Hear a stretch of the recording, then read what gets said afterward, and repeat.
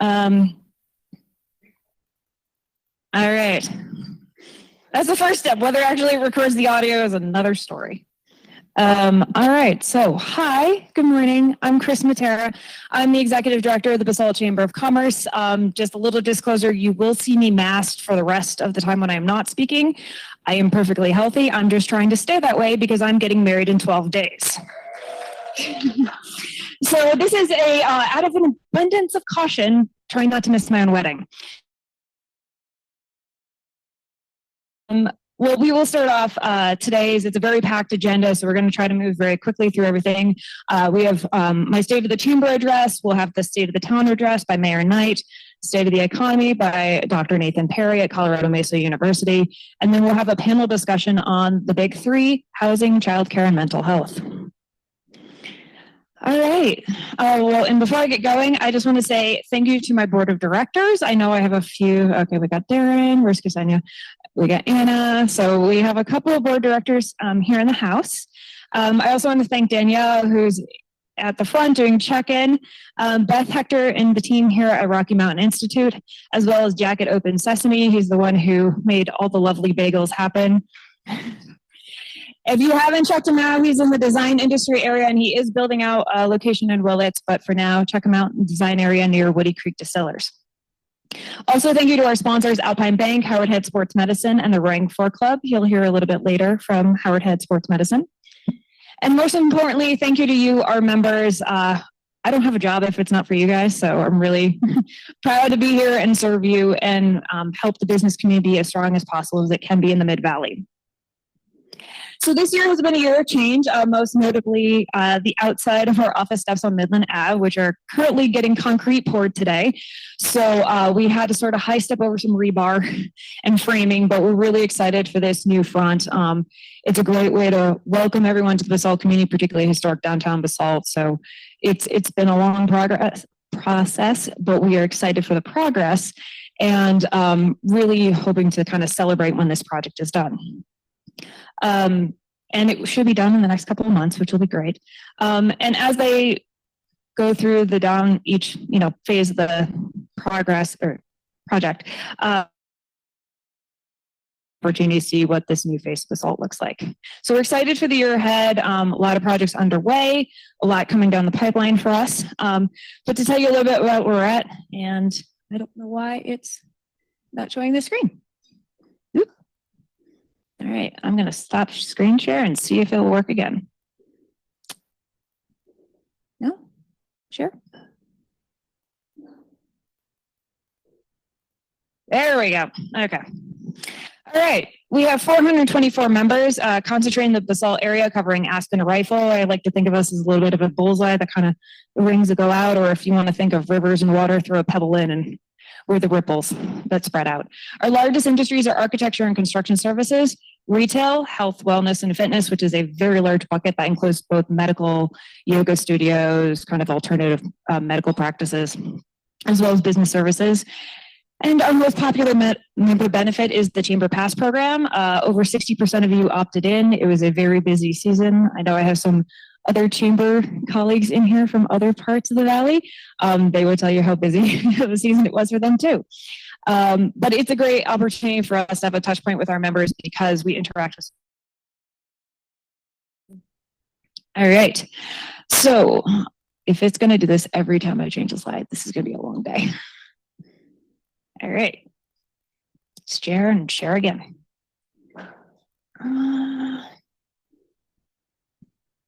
Okay. So this year we had two new board of directors. We have Carlos and Jenny, who are both here in the room. Carlos was the Elman Hotel. Jenny, you probably know from Alpine Bank. We are always looking for members of our board who are interested in serving the business community. So if you have any interest or in a committee and just want to start small, we'd like to have some bite-sized pieces available for you to be engaged with the chamber. Oh, yes, we're working. Okay. Awesome. It's been a very busy year besides construction. We had Chairlift Networking, which is a favorite event of ours, and Howard Head and STEM and Clinic have been great partners with that. We brought in SkiCo for this, so I wasn't necessarily bringing items up to Sliders Cabin. We actually were at High Alpine, which was a great change of pace. We had our candidate forum with for town council and mayor, which is something we do every 2 years, unless there isn't an election. We didn't have one in 22. We've had 5 business after hours on the books. We actually have 2 more to go for November, December. Of course, our Discover Basalt magazine, where we print 20,000 copies, distribute that half in the valley, half out of the valley, particularly in the Colorado welcome centers where they do fly off the shelves. Bless you. Midland Ave, of course. We've transitioned ownership of the concert series to the town, especially now that they have this lovely park right down the street. So we have switched to a role of sponsorship and promotion of the Wednesday night concert series, which how many of you actually went to the concerts this summer? Shameless plug, it is up for best of for music series, so please vote for it in the Aspen Times. Also best outdoor venue. The park is up there too, so please vote early and often. With First Bank, we partnered for an exit planning educational event, and we hope to do more programming like that. So that was both about exit planning and how to leave your business, but also how to buy a business. The success rate is much higher than if you're starting a new business, and we really want to encourage that business succession planning. As I mentioned, the Ski Pass program, as well as advocacy and action. There's been a lot of work that was happening with the state legislature during the session, also the special session. I testified at the cell phone connectivity committee to give them ideas of where we need to do better as not just our region, but as when it comes to cell phone connectivity. Biggest one being talking about the dead zones on Highway 82. We want to keep the backcountry. Everyone seems to agree on that, but it's how can we have cell service when you have a car accident and then you can't call for help and you're on a major state highway? So looking ahead, a lot of different upcoming projects. Some of these not nearly as sexy, but in the end, it's going to be a really great benefit to our members. We're working on upgrading our membership portal to have integrated billing functionality. So you can actually see if you have an invoice, you can pay the invoice, and you can opt in for your ski passes all in one go. And it won't be in different systems. So hopefully that'll be a vast improvement for all of our members. We're working or talking about doing a website redesign. It's been since 2018 since we last did our site. Obviously, a lot has changed in terms of technology. We're much more mobile heavy, and our website needs to move accordingly. It is a large touch point, not just for our members, but people looking to visit our community, get tourism ideas, what they should do. So it's both a chamber portal as well as a destination management portal. We're also doing winter advertising, which is, I believe, the first time we've ever done that, to really highlight pulling up valley down to the mid valley and getting those travelers and bringing that business here to downtown and going beyond the holiday season. We will still continue to have our Season of Small campaign, but we want to go beyond that. We've heard from a lot of our merchants that it's important to draw from that up valley presence in the wintertime to kind of even out the peaks and valleys when it comes to their businesses. We're also, as always, trying to improve and evolve. We'll be reevaluating our member benefits to ensure they provide value. If there are any benefits you wish you could see, and no, I do not control the pricing of the ski passes, so not that one. But beyond that, if there's anything you would like to see to improve your membership experience, please let us know. All right, big one coming up. Anybody know there's an election happening in a month? There's going to be a lot coming down the pipeline with the election. Shameless plug for Aspen Public Radio. Breeze, where'd you go? Breeze, thank you. So Aspen Public Radio and Aspen Daily News will be doing a airport expansion town hall on the 4th at the Wheeler, but more importantly is going to be the on-demand. It's going to be available on their website to listen to, as well as there will be their normal Sunday night slot for listening to a rebroadcast of that. It's a great opportunity to learn more about the project, get educated on both question 1C and the Citizen Initiative question 200. We're kind of parlaying to them in terms of that voter education. On our end, we are partnering with the library as well as Aspen Public Radio on Count Me in Colorado, which is a nonpartisan voter education initiative out of the state. It's actually from the Colorado Fiscal Institute. It will go over all 14 statewide ballot questions. So there's a lot of questions you'll need to be considering. I know Pickens County has a 3-page ballot at this point. I didn't have a chance to look at Eagles, but get ready to bubble a lot. Of course, we'll have ongoing voter registration reminders, and our board of directors is working on their endorsements for different ballot questions. So stay tuned on their positions on some very important questions that impact our business community. A big one that's coming down the pipeline, and please understand I'm fresh out of GovCon, which is the state tourism conference that happened last week in Crested Butte. It's the governor's conference. That's why it's called GovCon. There's been a big shift to destination management from what was destination marketing. So it's not just promote, but it's really trying to attract the right visitors to our area. Also looking at high value visitors with low impact. International market is really big on that one. They spend 5 times more than the domestic visitor. And they like to come in the middle of the week, so they're not skiing on the weekends. So they're a great market to attract. We've been working with the Roaring Fork Valley Destination Alliance, which some of my colleagues are here in the room. It's up and down the valley. Anyone who's working in tourism, we work together to lower the impact of the visitors to this valley. We're also working with Vail Valley Partnership on the Eagle County Lodging Marketing Tax. The committee granted us $190,000. Some of that is going to Eagle County Airport, but part of that is destination stewardship. We're really working on that campaign, and it's going to be on both sides of the county. So I'm the Roaring Fork Valley voice. And the big one that just released about 2 weeks ago is the Colorado Tourism Office has a statewide initiative for destination stewardship, and we're probably the first in the nation to have a statewide plan. And again, it's focused on how do we have a really good experience for both our visitors and our residents without detracting from the resident experience. And I think it's the first time you're actually seeing it through that lens versus promote. If anyone's really interested, I have our Rockies Mountain Playground. I think this is like 44 pages. The full statewide plan is like 200 pages. But the point I want to point out is people wouldn't think these are necessarily tourism categories, such as streamlined public transit to I-70 destinations or car-free travel on the corridor so that I-70 is not a mess. But the big ones I want to highlight, particularly for today's conversation, is Strategy 9, support regional advocacy and funding for workforce housing. Because if you don't have places for your tourism workers to live, it's really hard to have a tourism industry.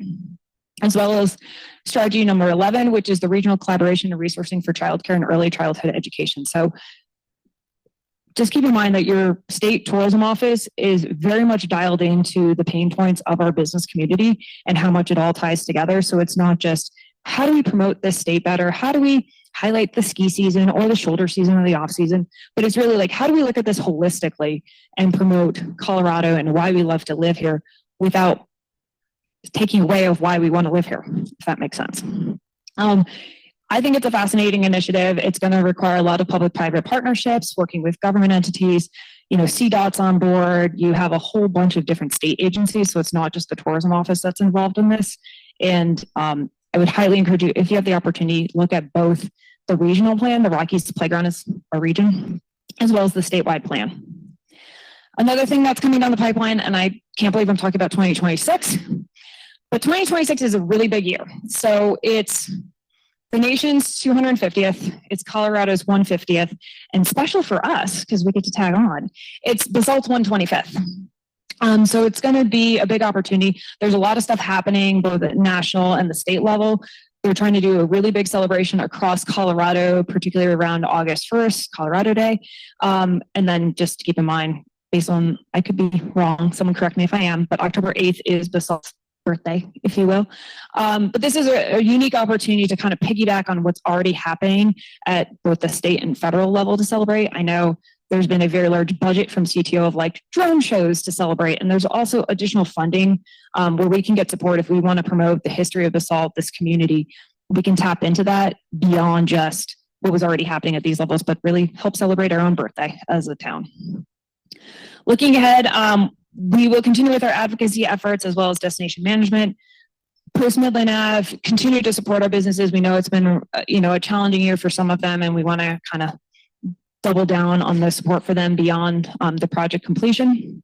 Continue to champion Basalt, again, from a destination stewardship lens. We want the right people here, being very mindful of our trails, picking up dog poop, staying on the trail, keeping their dogs leashed, understanding the impact of fire and why you should put your fire out completely and why it should be cold.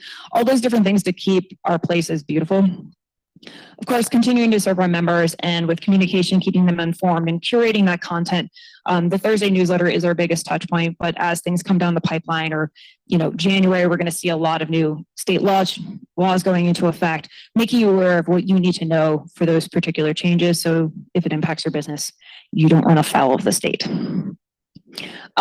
So events that remain, we have What's on Your Ballot with Count Me in Colorado at the library. It's a lunchtime event. We have the Employment Law Seminar. Dominion Payroll is the new brand for ASAP Accounting and Payroll. So if you've ever gone to that, I know Carol and I usually go to that event. Everything you need to know about HR and all the different changes to stay in compliance, like this is the seminar for you. It's a long day. It's drinking from a fire hose, but it is incredibly important. If you have anyone who does anything with HR, highly recommend they go to this seminar. We have our combined business after hours with our Gal colleagues. Hi, Andrea. Hi, Katie. That last year had 180 people, and it was a really great event. We have some hosts here too. Gail's in the back. Habitat will be one of our hosts. We'll be at Takal. So really excited for this event. It will actually be our first after hours at Takal. So we've been waiting for that since they've been the temporary. So long time coming. And then Alpine Bank will be our host for the holiday business after hours. And depending on how many vacancies I have, our board of directors election. So a lot coming down between now and the end of the year. But the question I kind of want to challenge you with is what keeps you up at night and how can we help you in 2025? Because that's really what our job is. And with that, I am going to introduce Mayor Knight.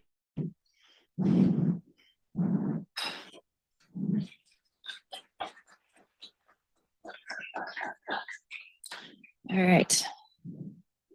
I will transition laptops. Do you need the slides? Yeah, so let's put them up there just in case.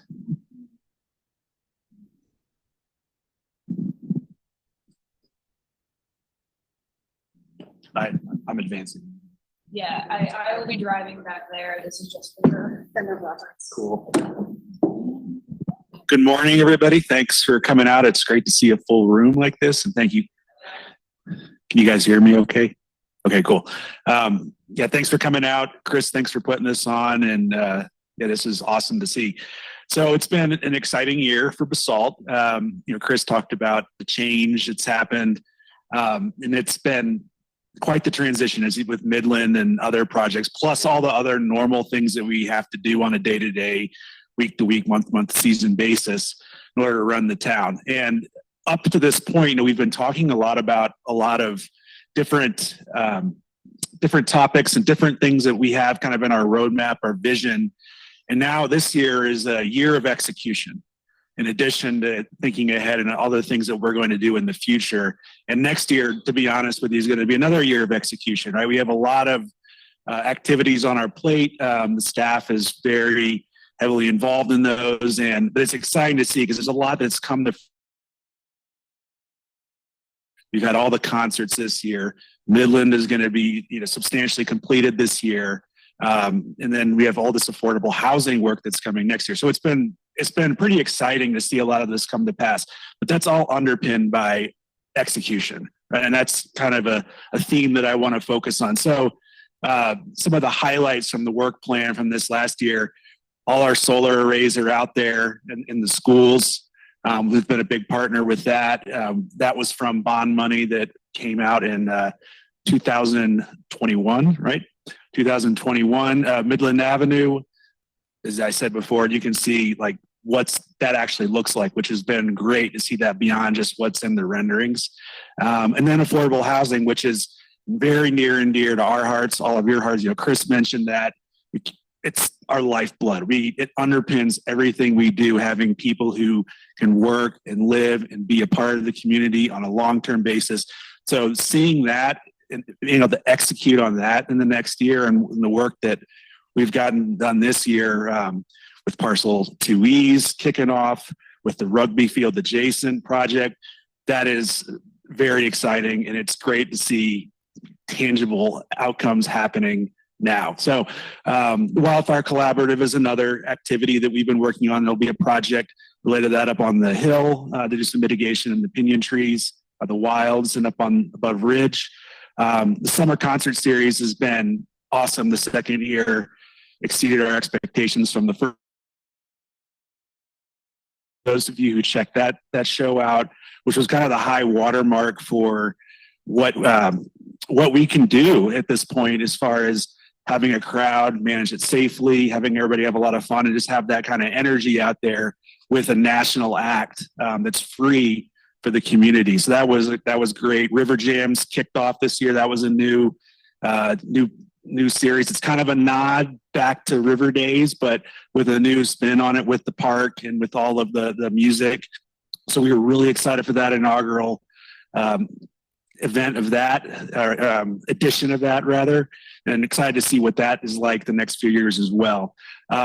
We have Willis Lane Corridor. So if you've been down there on Willis Lane, going past where the river ramp is and towards FedEx and all that, that is going to be an area that we're going to be looking at over the next 2 years, and how can we make that safer, more multimodal as far as its transit, and kind of upgrade that area. So that's going to be something you'll be seeing us work on.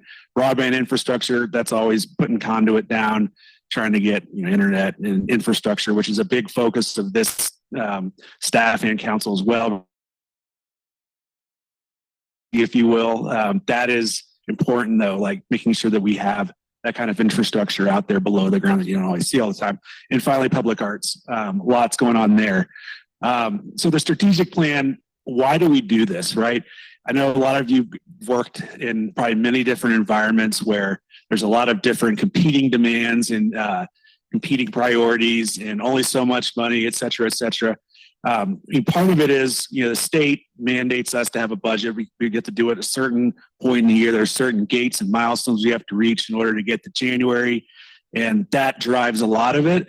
But the other part is what we actually do when we do it is highly important, because it keeps us grounded. It keeps us in a place where we can achieve what we set out to do, plan the work the plan. This staff is excellent at that. And it allows us to actually get things done while having the ability to pivot when we need to, right? If something comes up. So I talk about execution, and I talk about the need for making sure that we have solid plans to deliver outcomes for you all, for the community. The strategic work plan along with the budget underpins that. So I just wanted to make sure you all are aware that, at this point in the year, we're putting together this plan to make we get some tangible outcomes again next year and the year after, right? And we're thinking in terms of, midterm and long term. So we can roll on to the next slide. So affordable housing, we had $6 million set aside for that from the Basalt Forward 30 initiative, which are those bond funds I mentioned in 2021. We did purchase the 4 deed restricted lots in Stotts Mill. There's a duplex being built right now for that. I did mention the parcel 2E and by Takaw and the Rugby adjacent. Those are in separate stages of kind of planning. But those are going to be great assets as far as affordable housing and community benefit. And then the housing study that EPS did for us brought a lot of different options and ideas to the table, and we distilled those down into some a few areas that we want to look at in addition to what we're already doing. So that includes a deed buy down program that will be complementary to what West Mountain is doing. Looking at new AMI categories. I mean, this has been something that we've talked about a lot, and I've heard a lot of you speak about quite a bit, that category 1, 2, and 3 don't quite cover it, right? There are subsequent categories where different income categories need to be accommodated as far as AMI in order to house those people and have affordable housing for them as well. In addition to RO, right? It's a spectrum all the way up to the free market. So I think category 4 and 5 will be something interesting and important to get into the mix in order for us to, satisfy some of those different income levels. Dedicated funding source, right? Because all of this costs money, right? And again, from the planning perspective, we need to figure out a way in the long term beyond what we're doing with the bond funds that we have, how to fund this, right? And then ADU incentives. ADUs are a great opportunity for people to get some extra income on their property, to house somebody who may need something that's smaller or more temporary. And so this is another area that we're going to look into. So staff's going to come back with some options for all of these in order for us to make some further decisions down the road. And I just wanted to flash up here 231 deed restricted rental units currently in operation in Basalt in a wide variety of categories, locations, configurations. We also have some ownership units, and we would like to see more of those as well on the next slide. And then finally, there's also some unbuilt, 66 unbuilt units that have been, they're approved. It's not built yet. The 17, but 5 of those, I believe, 6 of those. So those will be offered, for town staff when needed, but also if we don't need them for other essential workers and follow basically the town's rental ladder as far as prioritization. So that'll be really great to see those built as well. So childcare, this was really cool as far as a story. Up in the Stotts Mill development, there was a shell that was contemplated to be built and was built to do childcare. And for a while, we looked into this, and there wasn't interest. We looked into be a youth center. We talked to some nonprofits, and finally, we had a meeting, and they're like, well, what do we do? Do we put some affordable housing in here? Do we do something else?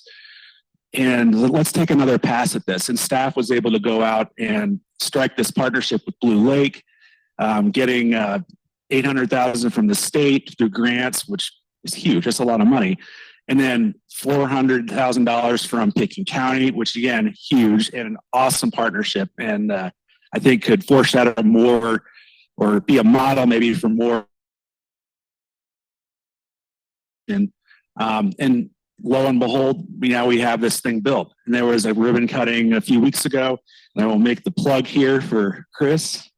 There is the grand opening on this Thursday at 5:30 to 7. It's a family-friendly event.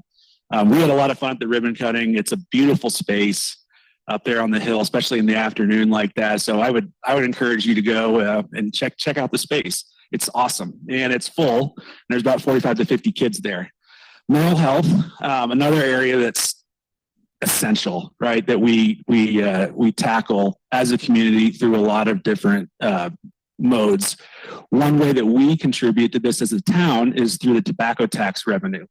So we have, you see here, basically four ways that we contribute 150 to 150 for different roles.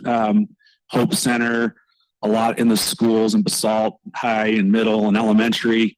And these folks, provide the mental health support. They also provide the academic support, and just put more of that net and support for our kids to keep them from doing other activities that are not healthy.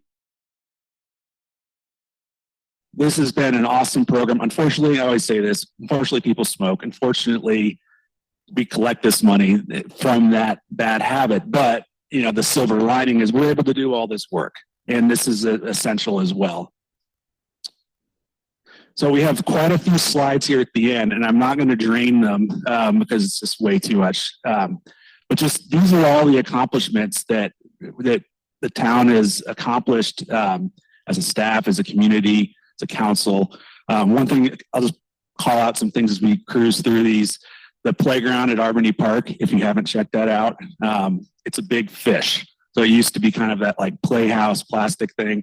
That was beyond its useful life. So now we have this fish. It's a kind of a climbing structure. And even my 10-year-old, who's not necessarily playground material anymore, is like, that thing's pretty cool. I want to get on top of that and check it out. So bring your kids over there. The trees are still there. If anybody, I know there's people like, well, the trees are cut down. They're still there. All the shade is there. It's still one of the most pleasant places you can sit in Basalt, in my opinion, as far as just being comfortable outside. You got the dogs can run around in the field and everything. So check that out. some of the permanent art that's up. I love the caddis that's out there by Town Hall. That's really cool. Take a close look at the skate park. That dead tree that was there is now this cool wood carving. We've had quite a bit of uptake on the e-bike rebate program. I think, keep me honest, Ryan, $250 rebates that we've given out. So that's really great. People buying e-bikes. I rode mine here. Like it's the fastest way to get around town sometimes, right? It's a lot easier to park. Housing guidelines and policies, we're going to keep working on that. We talked about the units. We talked about Stotts Mill. The government, Ryan, what's that acronym? I always forget. GFOA.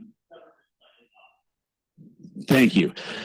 So a lot of words, kind of a mouthful, but basically what that is an audit that we voluntarily undertake every year to get that certification that basically is a recognition of the rigor and clarity and accuracy of our finances, which are in excellent shape right now. We don't have a slide on that this year. Our sales tax revenue is just about right where it needs to be. We're forecasting it to land right where it needs to be for budget. Expenses in line. Midland is obviously the biggest one, although a lot of that's capital. We still have some contingency left, about 500,000 there that, knock on wood, we're not going to find anything out there. It's going to make us have to go tap that, but we're doing great from a budget standpoint. Had a couple of elections. So as Kris mentioned, we had the municipal normal one, and then we had the special election. So the clerk, Pam, and staff had to run those two this year. Those are always a lot of work. Short-term rental software, right? We have software out there that helps see what's on Airbnb and VRBO and all of that to help us keep tabs on that and make sure that we're being compliant and or the folks are being compliant. Those are licensed and kind of in the loop as far as just being managed. And let's see what else we have. Should be called out. I'll say the Public Works and PD facility too up there at Umbrella Roofing, and also there's going to be a composting pilot program up there. It's not on the slide, but that's coming up. Infrastructure stuff that's not necessarily the most exciting topic, but important. A lot of improvements at Town Hall as far as just upkeep, windows, things for efficiency, etc. Is there any more? I don't think that's it. Okay. So I don't have much time left, but we can answer some questions if anybody has them. Otherwise, I'll pass it along to the next person. Wow. Maybe not enough coffee yet. Maybe I should have gone later. All right. Yeah. What keeps me up at night? Yeah, no, that's a great question. It's an easy answer for me. So we have all these independently owned cool businesses, and what can we be doing, and are we doing the right things to keep those there? I think that's really important to avoid kind of the cookie cutter vibe that we don't want for this town. We have something really special here right now. Even some people say, well, there's the improvements, and it makes it, that people kind of derisively talk about some of the improvements that happen. And I think those are complementary. The underlying part is all of what the community, the businesses, and what makes us unique. And you can see that, you can feel it when you go out to have a coffee at Craft, go to the concert. And that's what keeps me up at night is like, I don't want that to go away. I want that to continue to be enhanced. I want to make sure that we're being supportive of all of you, because that's integral, right? If we don't want to be a bedroom community, we have this vibrant whole ecosystem of things to do and businesses and activities out there. And how can we keep that? That's hands down what keeps me up at night. I don't worry about the execution. We do that. I worry about that though. Good question. What else? Well, I hate to move us along, Mayor Knight, okay. But we have Dr. Perry waiting in queue, and hopefully I can work my Zoom magic. All right. Hey, well, thanks everybody for the time, and enjoy the rest of your day. So Dr. Perry, I don't know. Oh, all right. We got screen sharing. Sweet. All right. See if I can get you dialed in. Can you hear me? Yes, we can. Oh, yay, the magic. It worked.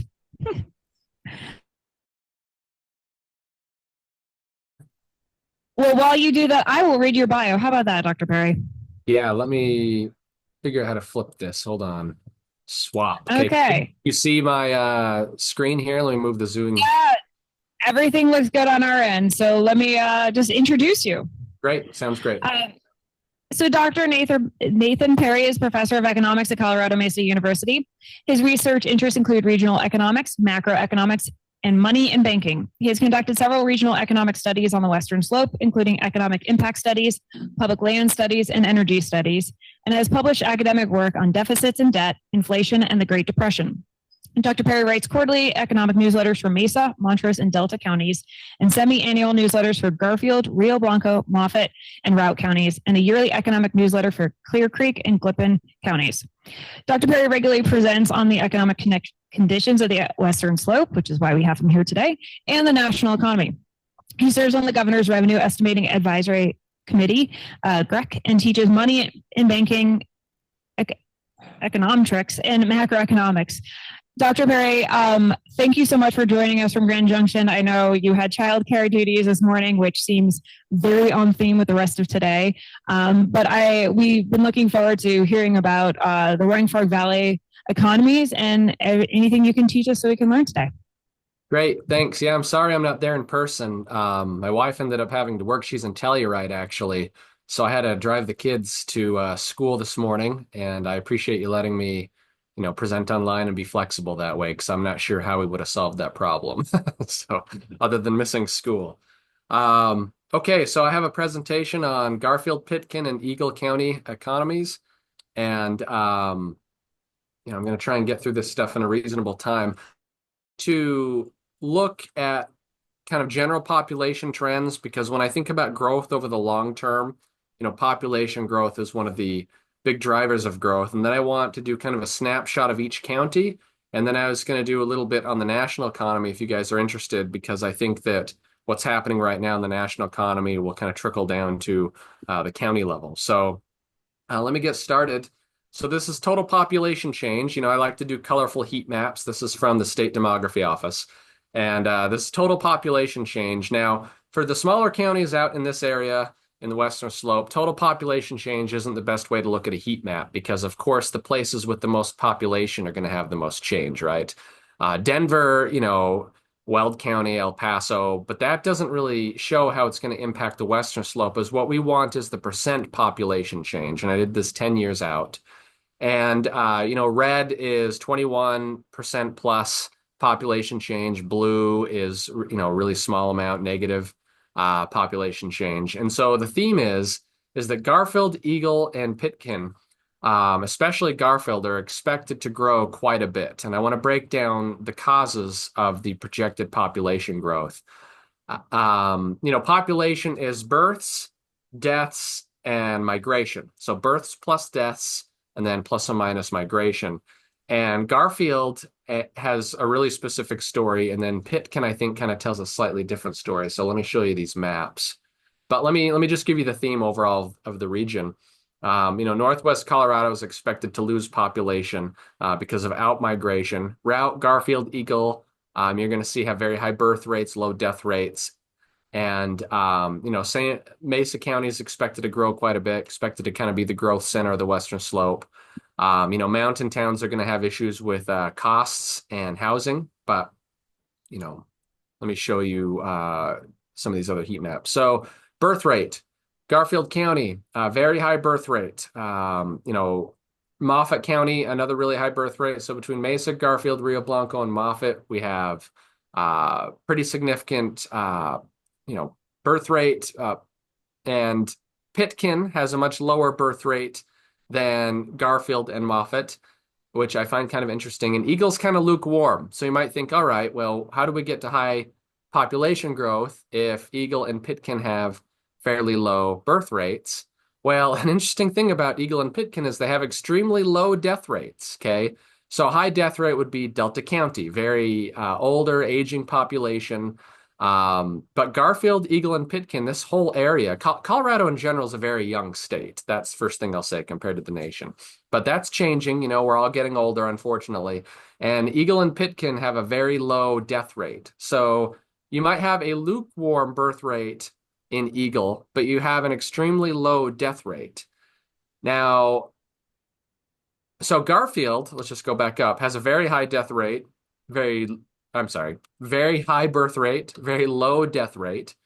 And so that's going to translate to a lot of the growth. But there's the third factor, and this is just births minus deaths, so the rate of natural increase. So you can see Garfield's going to have, just based on births and deaths, high population growth. Eagle, because of their extremely low death rate.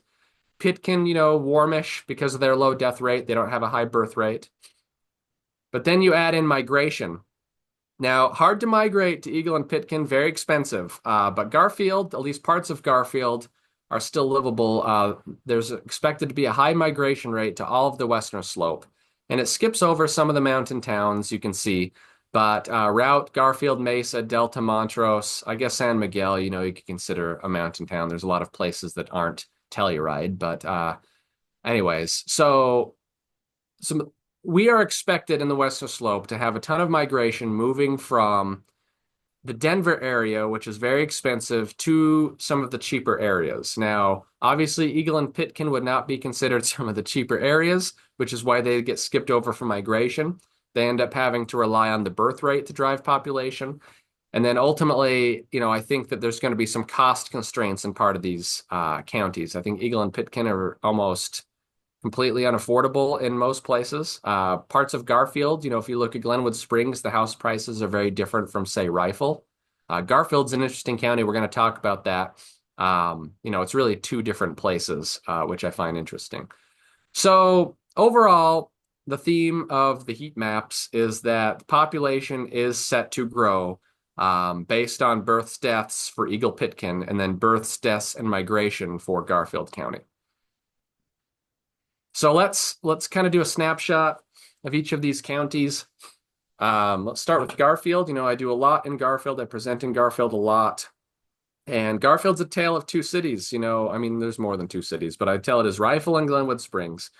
Two completely different economies, different sectors drive both of those places. It's kind of an interesting county. The other county that's similar to the composition of Garfield is Routt County, because you've got Hayden and then Steamboat, which also are just two completely different economies. So in the west, you have a lot of energy and construction. And then in the east of Garfield, you have tourism, accommodation, food services, real estate, rental, and leasing. And I'll get to that in a second. But here is the Garfield business cycle. Now, I started this in 2018 because the Bureau of Economic Analysis just updated their data, and they haven't recalculated it back to 2000. And so we'll just kind of do this 5-year business cycle. But 2018, kind of a rough year. It was mostly oil and gas driving the down year of GDP. 2019, bounce back, and then we can start at 2020, which is the COVID year. Now, Garfield County got hurt worse than other Western Slope counties, and you're going to see Eagle and Pitkin got clobbered because of accommodation, food services, and tourism. Okay, so there was a harder hit to Garfield, to Eagle, and to Pitkin because of the industry composition. Now, having said that, there was also a giant bounce back in 2021 in those three counties. And you're going to see that especially in Pitkin. It's like 13% growth in 2021 because after sitting at home in 2020, everybody decided they were going to go do fun things. COVID seems like a millennial ago, I know, but it was a thing and it affected the economy. So that's what we see with Garfield. Now, Garfield's got this tug and pull between oil and gas and tourism. And in 2022, oil and gas got hit pretty hard. If you remember, oil prices, were $30, $40 through parts of 2021 and 2022. Energy prices were really low, and especially natural gas. And so Garfield County got hit with that. Now, employment, and I should say there's two graphs I'm going to show you. There's employment and then there's jobs. Employment is by place I'm sorry, employment is by household. So you can be employed once. If you have 2 jobs, you're counted as employed once, and it's by where you live. Okay. And that's going to be different from jobs, which I'm going to show you, which you can have 2 jobs, but then it's by place of work. And we're going to see in Pitkin and Eagle, very interesting story, the difference between employment and jobs. And it has to do with commuting and also the tourism sector. But I'll get to that in a second. So Garfield employment staying pretty stagnant. Kind of a positive run up through 2019, but 2024 year to date, we still haven't hit those 2019 numbers. Ranging between 27,000 and 31,000-ish.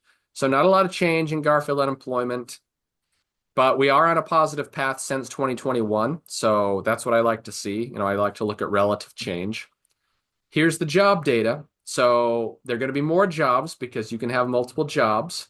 And if you live in another county but work in Garfield, then the job would be counted in Garfield, which is going to be a big deal in Eagle County. It's actually one of the bigger discrepancies I can see in the state of Colorado. But jobs tell the same type of story. There's obviously more jobs, and we have seen a recovery in jobs since 2020. Note at the county level, we have about a year and a half data lag with a lot of the good data from the Bureau of Economic Analysis, which is where I get jobs data from. Employment we get from the state. You notice we have up through 2024. So the household survey is pretty current. The job survey has a giant lag.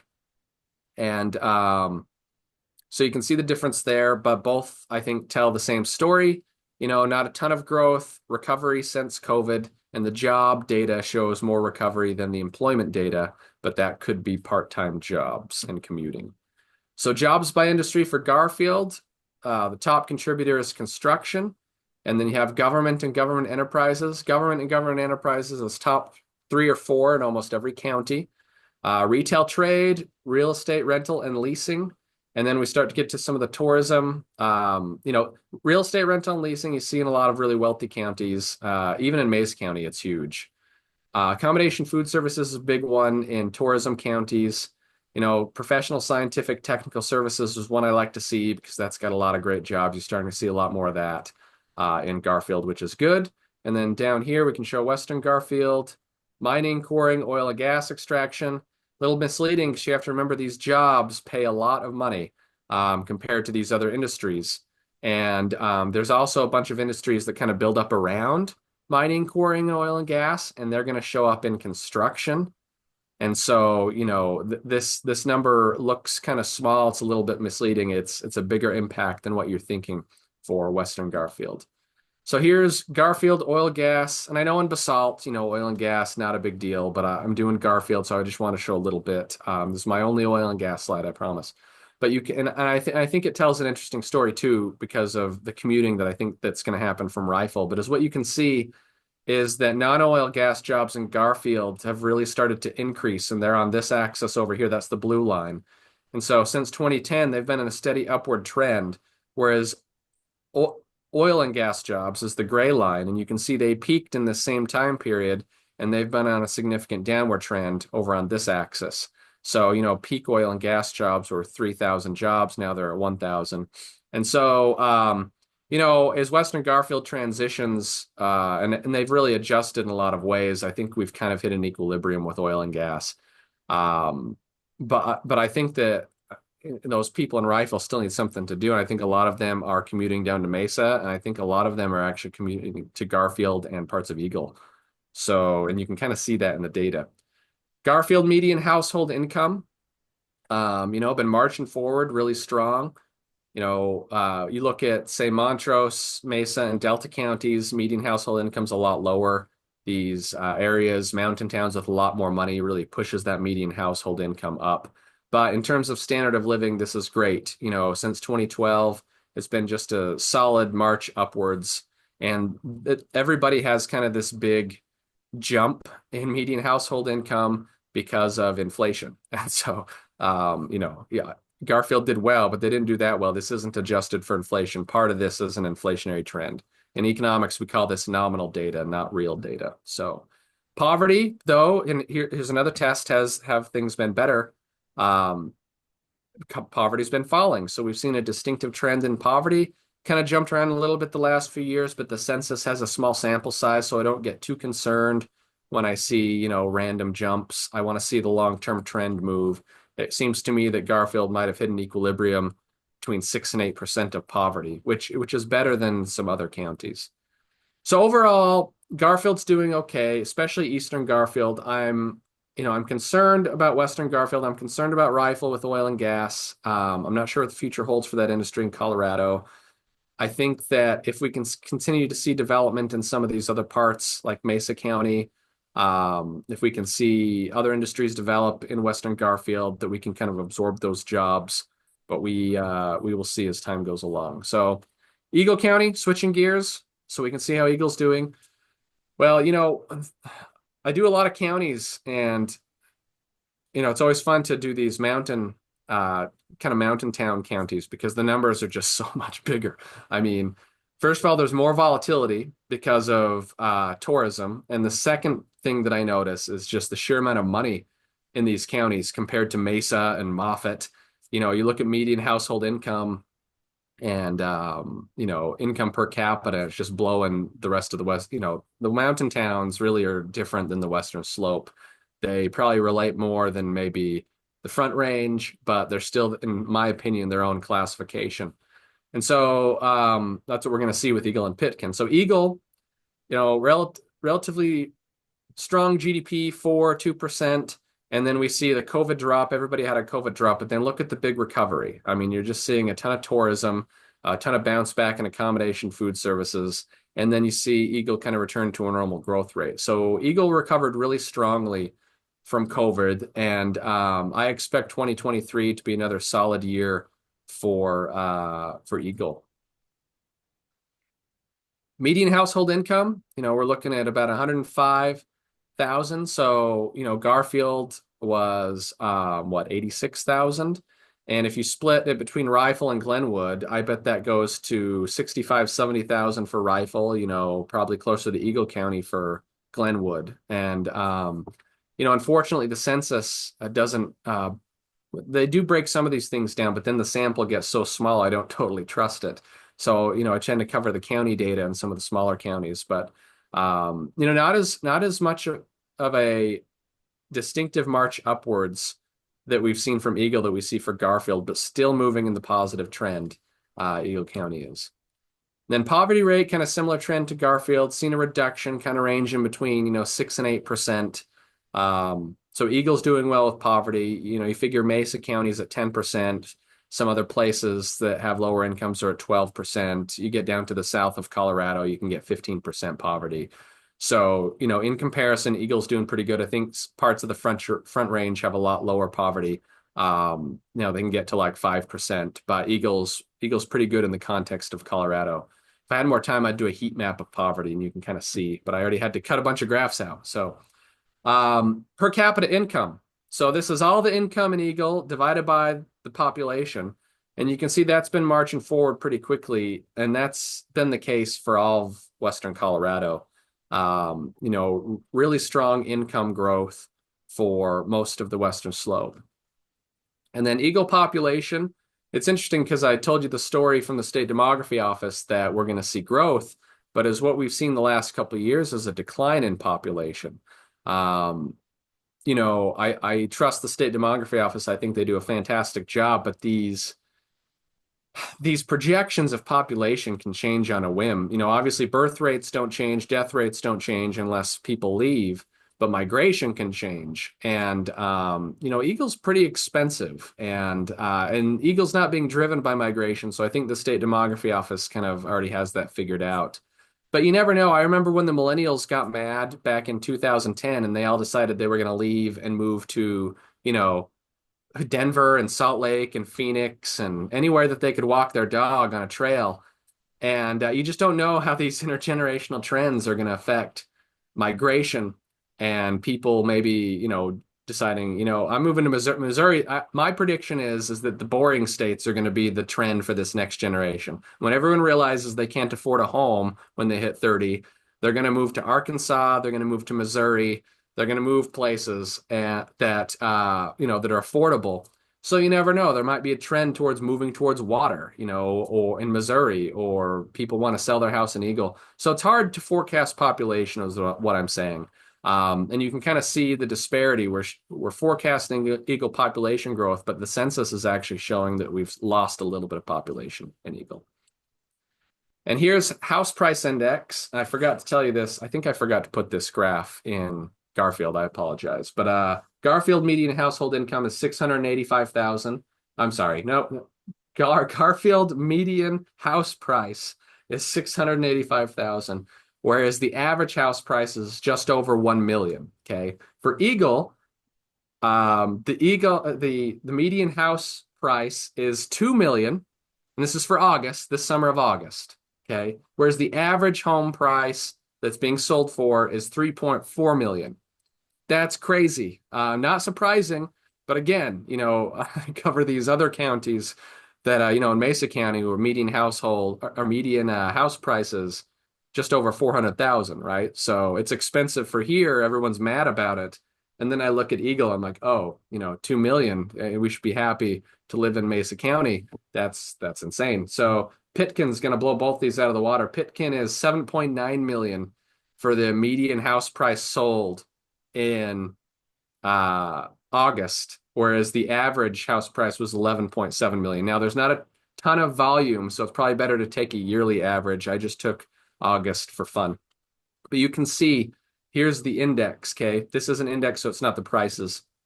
Close to 100 in 2012, pushing to 300. That's almost a 3 times increase in home values. That's how you can look at that, okay? So if this goes up from 100 to 200, that's a doubling of house prices. If it goes up to 300, that's a tripling. We're well on our way to a tripling of house prices in 15 years in Eagle County. Eagle jobs by industry, you can see that you've got accommodation food services. This is what you're going to see for a lot of the mountain towns, okay? The Rifles and the Grand Junctions have a lot of construction. The Pitkins and the Eagles have a lot of accommodation, food services, real estate rental and leasing, and arts, entertainment, and recreation. And you see that same thing in Routt County. So accommodation, food services, highest employer. Now this is jobs, so you can have multiple jobs. The jobs number is way higher than the employment number. And I'm going to make that point here in a second. Real estate rental and leasing, 6,200. Construction, 4,900. Pretty good for a mountain town to have that much construction. Mountain towns. Retail trade, 4,200. Healthcare is actually pretty big in Eagle County for the size and location. And we know that there's a bunch of healthcare centers in Vail and scattered all over. But actually, whenever I look at this, it always surprises me because other counties that have a similar structure to Eagle generally have less healthcare. So arts, entertainment, recreation, pretty strong, pretty typical for a county like Eagle. So look at the jobs, 51,000 jobs. Just kind of, looks like a wave, right? Kind of went up, financial crisis, fell down, went up to COVID, fell down, and then now at a peak. So jobs have recovered really strongly is what the most interesting thing I find about the labor market. Let me show you. Here's employed. Now, obviously, this is seasonal employment. You're going to see a lot of this in the tourism sector and the agricultural sector, okay? You see just these huge swings in employed. But look at where we're at, 34,000 in employed. So let me explain this. I'm a professional economist, so this pops out to me. Employed is by household. Jobs is by place of work. And jobs can be counted twice if you have 2 jobs. What do we see with places with a lot of tourism? Well, we see a lot of accommodations, food services. What do we see in the accommodation food services industry? People working multiple jobs to make ends meet, okay? So the jobs are way higher than the employment. Okay, employment showing you employed once, but the jobs, it's almost 16,000 more. So what I'm seeing here is one of 2 things. That we have a lot of accommodation food services jobs, that people are working multiple jobs to make it in Eagle County. The second is that there are a lot of people commuting from other counties into Eagle for work. So those are the 2 things that would be driving the difference between employment and jobs, and makes total sense. Unemployment rate's pretty low. It's seasonal, so we'll see where it's at, but we're riding around 4%. You know, we had the national rate was, 3 something%. We're at about 4.2% nationally. So all still pretty low. Okay, moving on. So Eagle's doing great. Lots of money is what the data doesn't show is the income disparity in some of these mountain towns. That's what county level data is bad at, because you're going to have these pockets of communities that are struggling to survive, and then you're going to have a ton of wealthy people that make the data look really great. So there's some ways to measure that. There's what's called the Gini coefficient, and the census can break some of this stuff down. And I imagine it'd show some really interesting stuff for these counties. So overall, the county is doing very well. But I know that underneath the, in the lower layers, we do have some problems in some of these counties. So I am aware of that, and I especially know that the data does not flush that out very well. So Pitkin GDP, big down year, almost down 10%, and then big recovery year, just like Eagle, and then really strong 2022 as well. So GDP's gross domestic product, our measure of growth in the United States. And so this is how we determine business cycles. Per capita income, that's just insane. That's so high. I'm trying to think what counties would be higher than Pitkin County in Colorado. So 217,000, we need a heat map for that. I should have pulled that out. But it's more than doubled in 10 years. So we went from 109,000 to 217,000. The Aspen area was known to be wealthy 10 years ago, and now it's double wealthy. So I need to move there so I can catch some of this wealthiness. That's how it works, right? If I move there, then the wealthiness will happen to me. No. Okay. So Pitkin median household income, median is a better way to look at it because you take the middle, right? So you have the lowest and the highest, median's right in the middle. This per capita income is kind of an average, and so the wealthy people are gonna push that really high.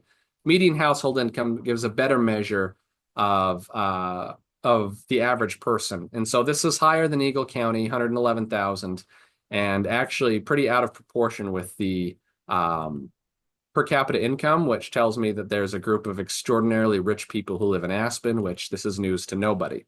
So, but that's the difference between those two, is this is an average, this is a median, and that's what having a group of rich people does, is they push that average up. So,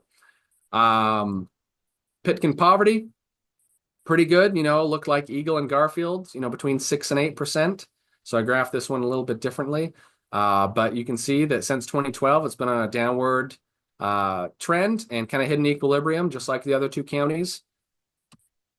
Pitkin population, same story as Eagle. Again, State Demography Office has population forecasts to be positive because of the high birth rate and low death rate. But yet, the census is showing that these areas have lost population in the last 3 years. So the question is the State Demography Office, after a couple more years of this, going to have to change their forecasts? And are they going to have to show out migration? These are questions for the State Demography Office, but that's what I'd be thinking about if I worked there. I'm sure it's on their mind. So we have seen a decline, just so you know, in Pitkin and Eagle, despite the 10-year out increase in growth forecasts. Pitkin jobs, kind of hanging steady, not a trend towards growth, not a trend towards, I guess we've gained a little bit, right? If you look back, well, I don't know. You look back to 2012, 10 years ago from the data point, 22,000. So the last couple of years, we've seen some growth, but generally it's been between 22 and 24. And then the last 2 years, we've seen it kind of take off. So I think 2023 will kind of determine the growth trend here. Is 2022 a fluke, or is 2023 going to show 26,000 plus? If that's the case, then we've started a new growth trend. But I'd argue, not a whole ton of movement the last 10 years besides 2021 and 2022. So Pitkin jobs, again, it's going to be like Routt County, Eagle County, Glenwood Springs.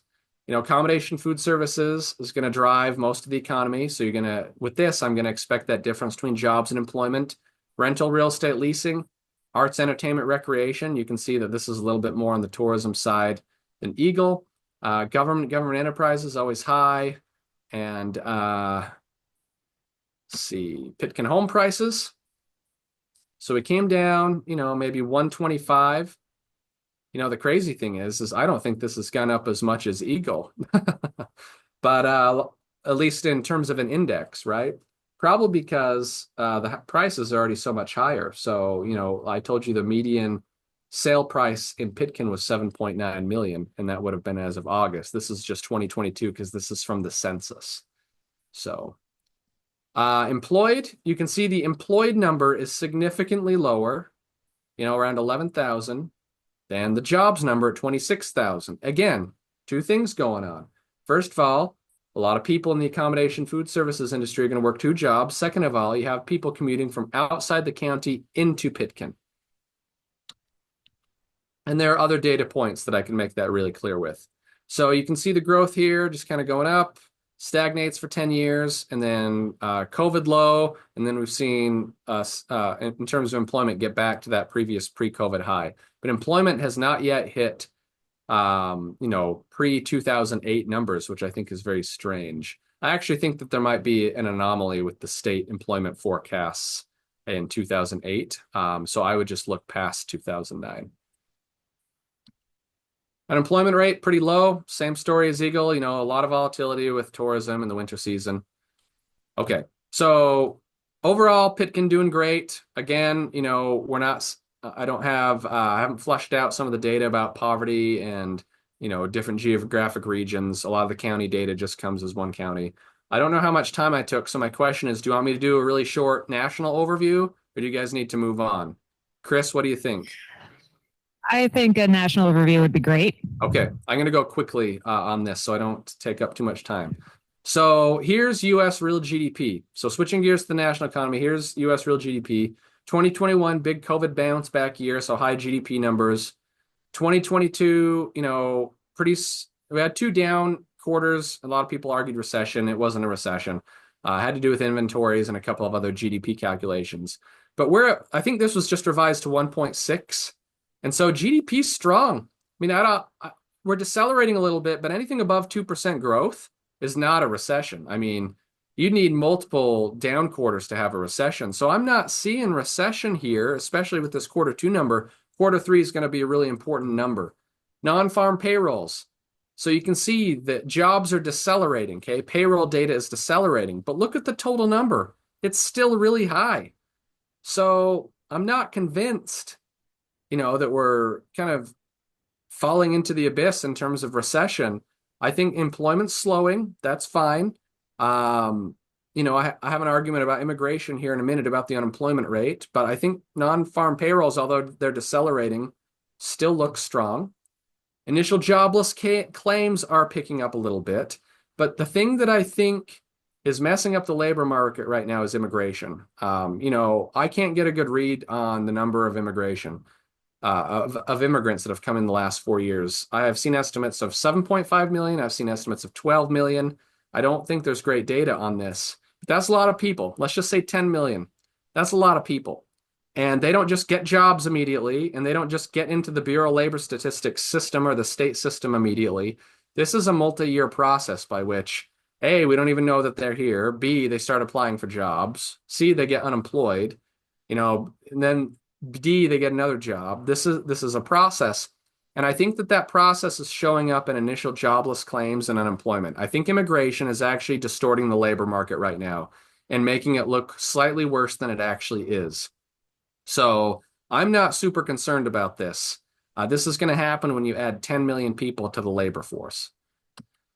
Unemployment, here's the warning signs that everybody's trying to give. So what happens when we see a trough in unemployment? I want you to look at this. So here, let's start over here where my mouse is. You see the trough? The gray line is recession. What happens? I can't hear any of you, so I'm just going to pretend like you're saying recession. Very good, everybody. Trough, recession, trough, recession, trough, recession, trough, recession, trough, recession, trough, recession. We have now formed the trough in the unemployment rate. So this has been an excellent predictor of recession going back 80 years, really post 1950. Will it be different this time? It could be. I think there's a higher probability we escape recession than we're in it, but you can see why some people are concerned about recession just because of normal business cycles. Unemployment rate's about 4.2% right now, which really is not that high. We have beat inflation. We are below 2% inflation, the blue line here. And let me show you the components of inflation, okay? This is last month's inflation report. It was at 2.9%. We're at 2.5, 2.6% right now. Let me show you the graph since we're moving quickly. Supply chains, remember that whole argument? Oh no, there's supply chain problems during COVID and it's pushing prices up. That's been alleviated. So this is a measure of supply chains, 3 different measures. And, you know, we don't have supply chain issues anymore. Wages going up. That's been awesome for all of us, right? But it's bad for inflation. We can get into a more detailed argument about that, about profits and wages, and have fun with that. But in general, wages are pushed on to prices. And so we're starting to see wages fall, which is good for inflation, bad for our pocketbooks. Money supply, you can see the big reversal in money supply. You know, there's a big theory out there that inflation is always and everywhere a monetary phenomenon, right? That, you know, you can predict inflation just with money supply. So the Fed has drastically reduced the money supply, at least the change in money supply, which according to that theory would reduce inflation.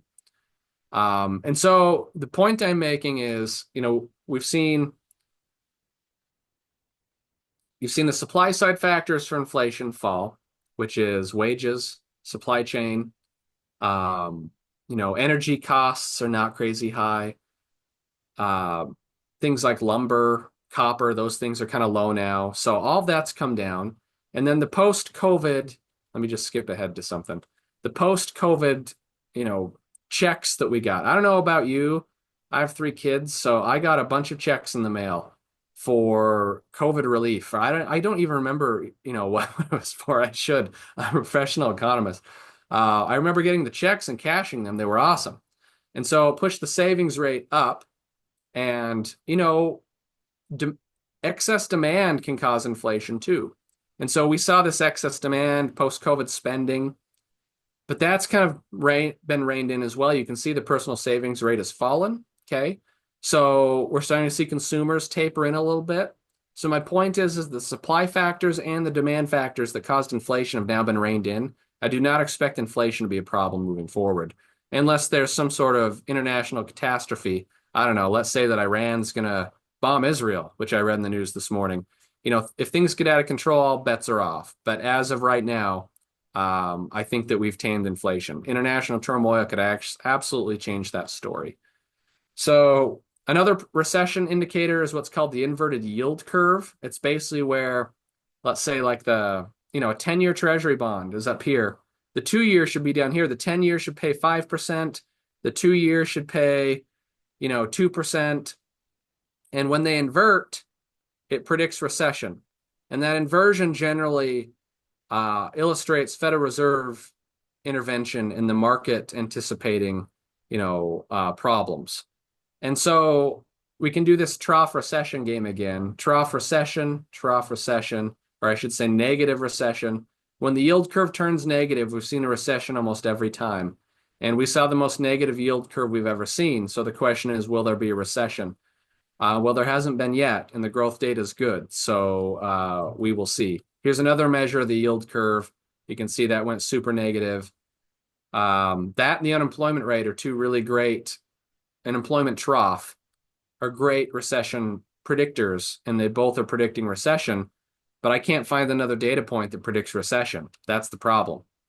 Savings rate, consumers have definitely reined spending in. That $8 Starbucks is, I noticed the line at CMU for Starbucks is significantly shorter. That's my example for people reining in and trying to save a little bit more because that excess COVID cash is gone. Consumer confidence is pretty low, but it shouldn't be, inflation makes things feel bad. I think that's the issue with consumer confidence, but now we've tamed inflation. So I'm interested to see if this changes. And then, I'm a little worried about if we do enter a recession because our debt to GDP is so insane.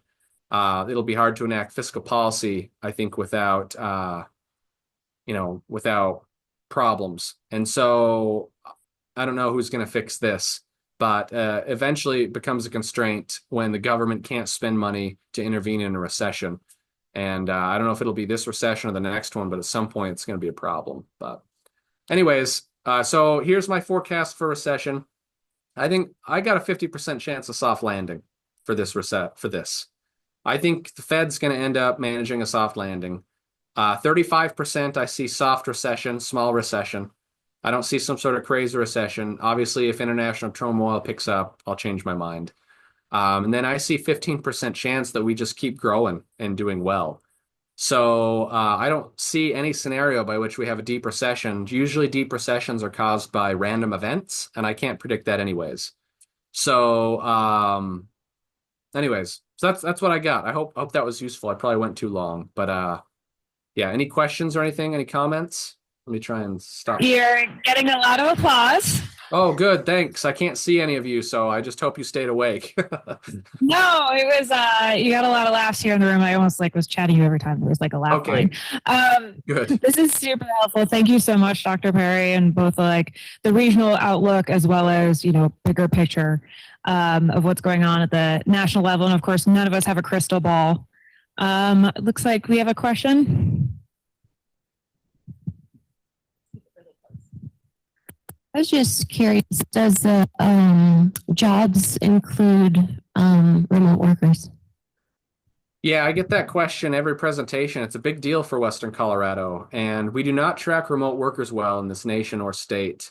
The thing is the jobs data, the core piece of data is going to come from what's called QCEW, which is the Quarterly Census of Employment and Wages, which is a business survey.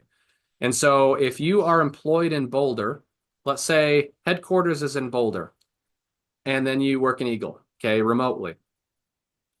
It depends how that company reports you. If they report some of their workers in Eagle and some of their workers in Boulder, then that's what they do. If they report all of their workers in Boulder, then your job shows up in Boulder. And so it's a problem, the way we are tracking remote workers. So it's not, my answer is I do not have a good hold on remote workers, and neither does anybody else in the state. There are a couple proxies that some people use, but ultimately we need another survey line in the QCEW survey. That's a big survey that goes out to every business that pays out unemployment insurance. And we need another line in that survey that asks, but the problem is the response rate to that survey has been going down and it's getting less accurate. And so they're afraid if they add more to the survey, they're going to get less responses. And then they're also concerned about privacy issues, which I don't understand that response, but I've been told that by the state and the Bureau of Labor Statistics. And so if we want to know what's going on with remote workers, that's what we need to do. But right now, I don't have a good read on remote workers. And I've been asked that for a decade, and I wish that I had great data. It seems like that's a big one where no one has that data, unfortunately. Yeah. Do we have any other questions? All right, Dr. Perry, thank you so much. We really appreciate it. You're welcome. I will touch base with you offline. Yeah, thanks for the Zoom switch. Sorry I wasn't there in person. Appreciate it. Thank you. And I will bug you for the slides if that's all right. Yep, sounds good. There was a lot of people taking pictures with their cameras. Oh, yeah. Happy to share the slides. Okay, we'll see you. Thank you so much. Bye-bye.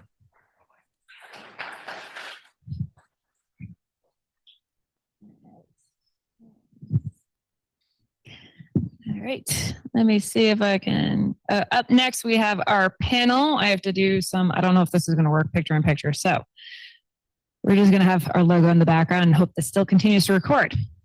So we're going to have a quick commercial break from Howard Head Sports Medicine while we get our panel up and running.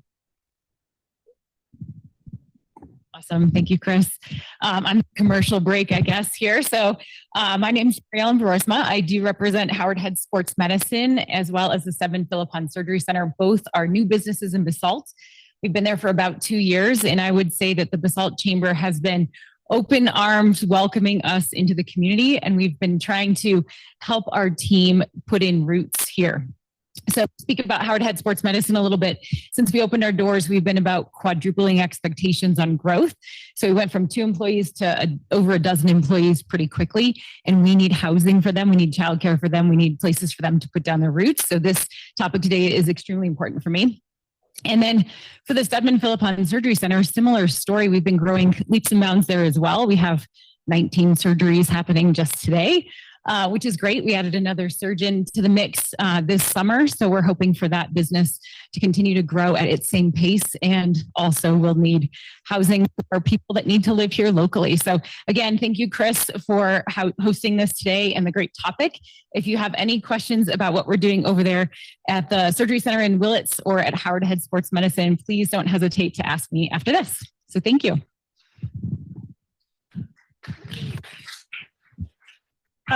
Actually, if you could give Jason the mic.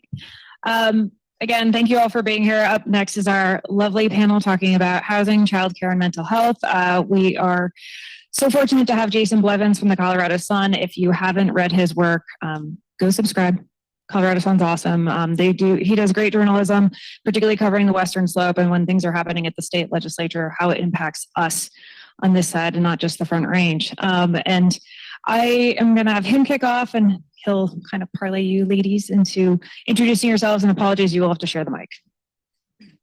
Thanks, Kris. My name's Jason, reporter with the Colorado Sun. We are a nonprofit started about 6 years ago by a bunch of Denver Post reporters who had grown disillusioned with the immoral and incapable ownership of that newspaper. Happy to talk about that later. So this is going to be fun. I've been reporting from the Western Slope for about coming up on 30 years. We've got some critical issues we are facing. Everybody knows this, largely built around housing, mental health, and childcare, and being able to keep people. That migration stuff is interesting that Dr. Perry was talking about. That the idea that we've seen it in the past couple of years, all these locals that are realizing you'll pay how much for my house? I am out. I am moving back to Wisconsin with enough cash for me to ride for the rest of my life. It's an interesting problem. We're seeing this vacuum leaving these Western Slope communities, and it's painful and in many ways tragic. So hopefully we're going to have a pretty fun discussion here. This is going to be fun. I'm going to let Betsy, why don't you kick it off, and we'll go down the line here and just kind of introduce yourself and say where you kind of fit in this this Western Slope issues that we have right now. Okay, sure. Can you hear okay? I'm a little bit getting over a cold, so you'll have to excuse me. I'm Betsy Crum. I'm the housing director for the town of Snowmass Village. And I'm really here in my capacity as the president of the board of the West Mountain Regional Housing Coalition. The West Mountain Housing Coalition formed just after COVID, or in the sort of wake of the big buy-up that happened during the COVID pandemic and the the extreme changes in our already difficult housing market. We're a regional board that's made up of each of the municipalities in the Roaring Fork Valley, as well as Eagle County, Pitkin County, the Garfield County Housing Authority, and the Colorado Mountain Housing Coalition. And we just added RAFTA, right, Roaring Fork Transit Authority. As public entities, we all realized our issue, our history of dealing with things on a town-by-town basis was really not getting us as far as we needed to go. Excuse me. So we came together, form of 501c3 nonprofit, to try to deal with the issue as a regional body. And we have recently launched what we call our Good Deeds program, which is a mortgage program that provides 30% of the cost of a free market home in exchange for a permanent deed restriction on that home at the lower price level. In other words, if the home sells for $1 million, we provide a $300,000 subsidy, and then the house becomes a $700,000 deed restricted home permanently. We just had our first closing last week, super exciting, and each of the communities in our coalition have have contributed or are currently considering contributing to that program. So we're super excited about that possibility because I think it really leverages what each of the communities are doing. I guess that's probably enough for that. Heather, one more. Heather's also on our board, so she could say more. I am. I think that my first conversation with the late Bill Lamont was probably about 8 years ago at this point, which was the seed of the Housing Coalition. I've been in the Valley about 25 years now, crazy as that seems. I started as a landscape architect and land planner with Design Workshop for about 10 years, started my own firm. Did that for about 16 years with 2 other founding partners. So kind of been bigger business and then grew a small business. And now since April, I am the Vice President of Housing and Childcare for Aspen One.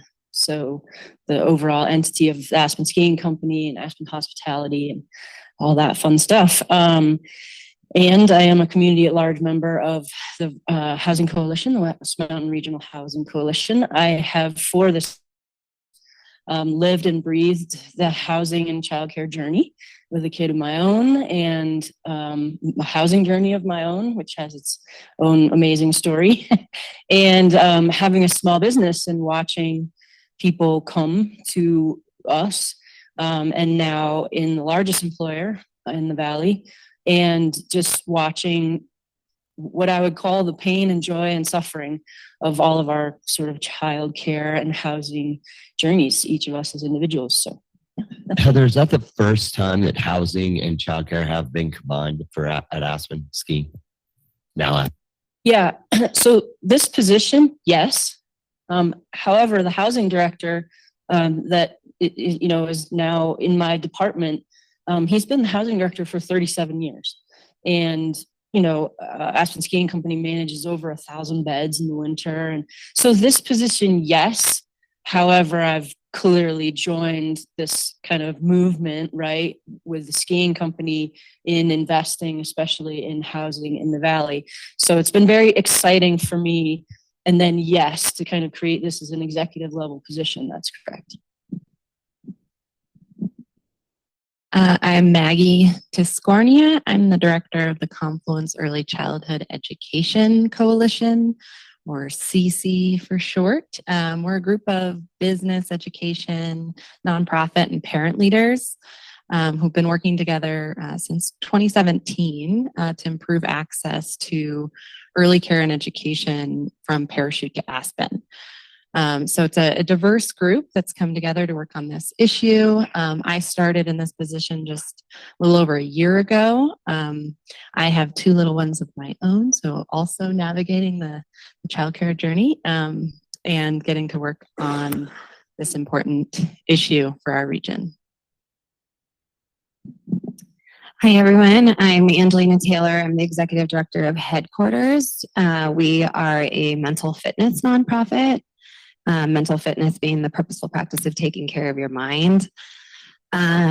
We are really kind of tackling the issue of focusing on preventative mental health. For a long time, I think we have really focused on crisis as the main funding stream for mental health, and rightfully so.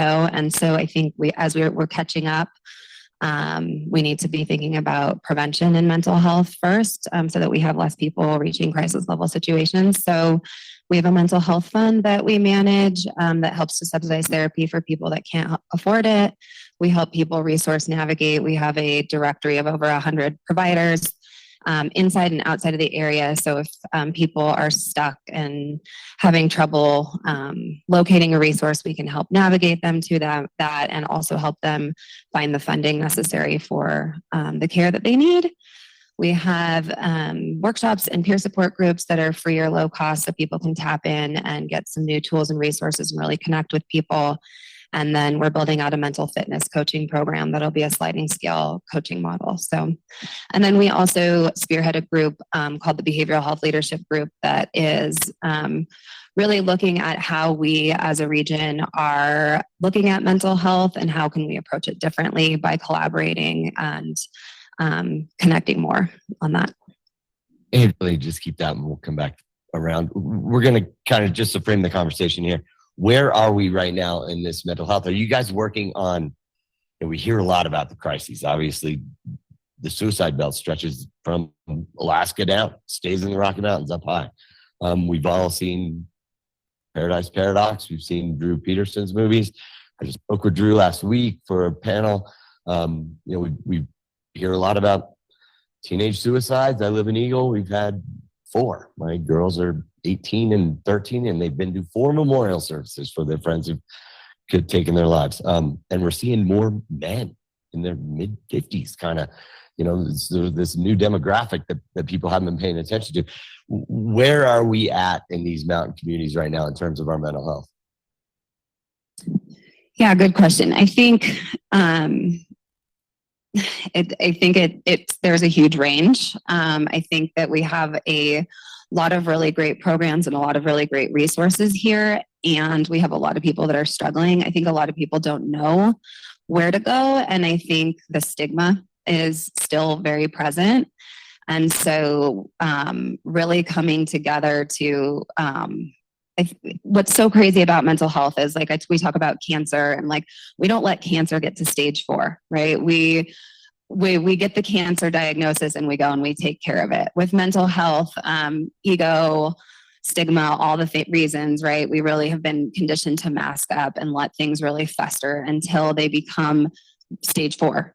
And that's when we go and seek help. And so really, I really think that there needs to be a paradigm shift in the funding. We recently, the funding in our region is 14-1 crisis to prevention. So we really need to help shift that so that more people feel inspired, activated to come and participate in some of those more preventative programs. We do have a men's peer support group at headquarters that meets monthly. And we've seen over 100 men come through the door since August of last year when we started it. So that's a huge, huge move in the right direction. I guess overall, I would say we're making great strides and we still need a lot of support. Sure. We talk a lot about parental stress, and it's a grind in these mountain towns. Like I said, when we started, folks who are ready to bail out are pretty stoked to, escape the grind, multi-job grind that we all have in the hustle in the mountain towns. How is childcare kind of weighing on some of these stressors and connected to mental health? It's interesting to tie these things together. Heather calls it a continuum, the housing continuum. And then, if we start looking at all these things as a whole, I think we can start to see the connections and maybe put together solutions that are more holistic, right?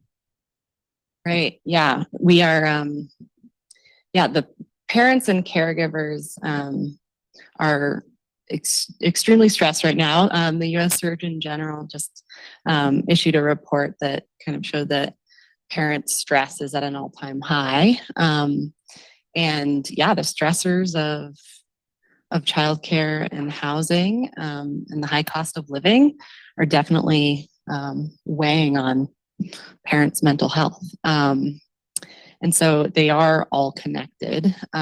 In terms of childcare, over half of our children ages birth to 5 in our region don't have access to licensed childcare due to capacity shortages, and it's also extremely expensive for a family with just 2 kids, let's say under the age of 5. They can easily be paying over $3,000 a month for childcare. I'm one of those, and if it weren't for my parents being here watching my kids 2 days a week, one of us would have to consider leaving the workforce, and at least for the time being, because that's what kind of decisions we're seeing on the table when, in our focus groups and interviews, we've seen again and again that families are making their employment decisions based on their childcare options and their housing options, and as much as the other way around. So they are all very interconnected. Wow, $3,000 a month. When you add healthcare insurance premiums on top of that, you're looking at somewhere around $5,000 a month without a mortgage in this valley. That's insane. Wow. And of course, the hottest topic in all the mountain towns, it all comes down to housing. And that's Heather and Betsy here. We'll talk about this. Where are we at? And, you know, maybe that was interesting on the deed restricting program, the program that they have in Vail, what you guys are doing right now, where we all kind of are able to cash out some equity in exchange for a deed restriction for down the line.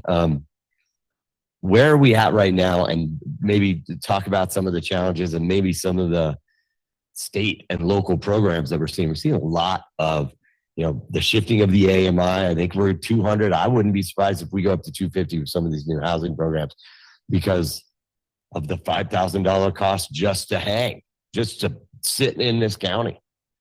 So we got these new kind of programs coming in. Where are we at, and what are some, you know, policy options that are maybe working or not?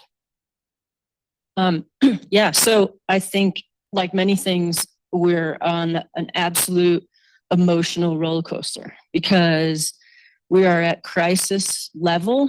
The trends that were already happening, they've called COVID the great accelerator. So the trends that were already happening are home prices, the huge disparity between earning power and home prices. That was all happening in our mountain communities. And COVID just accelerated it for a whole, you know, host of reasons. So, you know, seeing basically where we would have, call it kind of entry level earning power was the hardest to house, et cetera. Or you could wrestle with living in Basalt or Carbondale even 10 years ago, right? Because say 100% and above income could still afford in those communities. So that disparity is driven so wide now. The data that the coalition has brought back starting in 2019 and then updated post-COVID is 300%. So 300% AMI can now not afford to purchase a home even in Glenwood and beyond. So what's happening is that entire market is now renting. So when you see many projects that have gone up that are apartments and rental, the rents in those are just driven through the roof. So then there's a trickle down to that. So then someone that should be in their housing continuum, they should be able to rent. That's a place for them to land in a community until they find home ownership, et cetera. They're not able to do that. So there's just this sort of push down effect, right? So that's the crisis part. Here's the good news, and here's like the call to action. There is more happening around this in this community at the state level, at the federal level than ever before. And it's everywhere, right? It's private sector investing in projects. It's nonprofits. It's projects that are coming before for land use. It's every community and the state looking at their land use regulations. How do they increase, whether it's inclusionary housing regulations to where they're going to allow, some by right affordable housing, et cetera. State doing the same, putting pressure on communities to find ways to incentivize housing, right? Creating different scales. So the MIHA legislation that's now supporting middle income housing throughout the state, et cetera. So, as individuals, as business owners, pick how you want to get involved, and you can get involved. If you have money and that's your resource, there are, the coalition, Habitat for Humanity, right? There are all these places to dedicate the money. look at what your community is doing. What are they pushing for with their land use regulations? When projects come forward and they're 50% or more workforce housing, like get to that meeting and be like, rah, rah, rah, make this project happen. Let's support this, because all these things are still fraught with tension and everything else. Somebody doesn't want that project to happen. So the more we can stand up and do that. So it's this huge swing, right? It's this crisis level, and there is so much happening right now in housing that everyone can find a way to help, literally every single person. And you just have to kind of, what do I have? How can I support? And then go find that place. And Betsy, this valley, you've got Pickett County, Pickett County Housing Authority is robust. That is quite a collection of homes. You guys, everyone looks to you guys in this valley. They have the ultimate mix of, like Burlingame, and, how you can kind of have these, your doctors next to your kind of restaurant workers and really have some whole ownership in there, and these beautifully kind of mixed communities. And then we look at maybe Smith Ranch up at Steamboat, where the voters are like, man, I don't know if we want to create an entire 5,000 person community of workforce housing. There's a lot of cultural implications in that. How can you guys help us when we're all looking around in Glenwood and Rifle and down on the Grand Valley and up in the Northwest and around? We're all looking at you guys saying, what can we learn from you guys? And when they come visit, and I know they do, what do you show them, and how do you give them tips? Well, there's an interesting tension in our valley between the extreme need for housing for everyone. And one thing I'll say to all of you, there isn't anyone that works for a living in this valley who can afford a stick of housing in this valley. It's just the reality. If you bought prior to the pandemic, then maybe you're lucky, but you also realize you're stuck because there's nowhere else to go. And if you didn't, and if you're hiring, this is a chamber, right? If you're hiring people, the closest they can live is Rifle, if you're lucky. And so there's this tension, and I deal with it in Snowmass Village all the time, between the extreme love of who we are and what we are, and desire not to change that. I think you said it earlier. But at the same time, with the change in the economy, something has to change. It's an existential crisis, really, for businesses. If something doesn't change, we will shrivel up, and you won't be able to staff any of your businesses. So I kind of get it, right? I get it at a personal level. I live here. I love it. I live in Basalt. I have a great view I bought before the pandemic. I'm stuck. I think there's a lot of great examples of mixed income development. We need to stop thinking about an affordable housing development to deal with our crisis. We need to think about all of the different ways, and every way that we start to approach housing to include some affordability for someone. And we're not talking about lifties and only lifties and dishwashers. We're talking about everything from doctors and lawyers to lifties and dishwashers, because we need it all. So some of the things that we look at, Heather made mention of code changes. We have a lot of anti-development code requirements in the valley. I think that needs to be looked at in terms of an affordable housing development that includes affordability, and how we can streamline that, encourage it. We need to look at funding. The state has lots and lots of funding for affordable housing. We can't access any of it because they max it out at area median income of about 100% of area median income. That's sort of like a entry-level wage out here. So we need some advocacy to change that. And then we need to look at all of the opportunities that come along in Snowmass Village, for instance. When a business wants to develop, they need to mitigate 60% of the housing that they create by the expansion of their development. How has that number changed? Has it always been? It's always been 60%. And frankly, Snowmass Village, we have 500 units of deed restricted housing that are not APCHA homes. They're just from that requirement. Oh, nice. I think every community needs to kind of look at that and say, how can we embed affordable housing within everything we do? And so I think I think Gail Schwartz was here earlier. They're doing an interesting development in Glenwood Springs where they're purchasing a former apartment building and they're kind of minimizing it and subsidizing it and providing subsidized mortgages to make that affordable to people at sort of a middle income range. I think all of these things, and there's more that I can't think of. I'm not the world's most creative person. You'll hear people say we can't build our way out of this crisis. And I would encourage you all to reject that statement. I think we can't not build our way out of it. We have to build more, but that's not the only thing we can do. We can also convert market rate to deed restricted. We can convert high-end units to affordable and put it, find a way to subsidize that.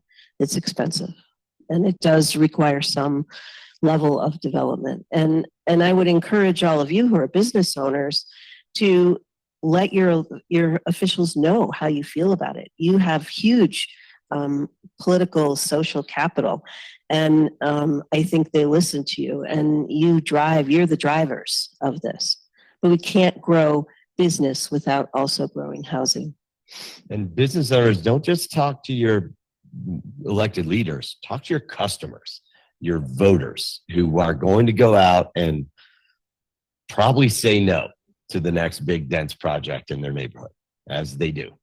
And that is the most powerful lobby in Colorado, are NIMBYs. And they have a membership of 0 because no one has ever identified as one. And I've been covering a lot of development proposals, and it is impressive how often dense projects are rejected. And it takes something like converting a hotel or converting an apartment to housing because it's existing density. And that's where that bumper sticker comes from, where our locals live in hotels and our vacationers live in our houses. I got to get that bumper sticker. Which is pretty sad. And let me just add on to that. It does, what you say is really true. And I think there's so much going on. And Heather's always the optimist and I'm always like, oh God. But it's everybody's in favor of affordable housing and workforce housing until you propose a site. And they will all come out and say, I'm in favor of housing, but, and it all kind of comes down to that. These are people are us. It's not, it's not a those people situation. This is, I would venture to say almost everyone in this room would qualify for that type of housing, and maybe we'll need to someday. And so it is, just remember, it is an existential issue. We will cease to exist if we don't crack this nut. Not to be too negative. That sounds really negative. Say something better.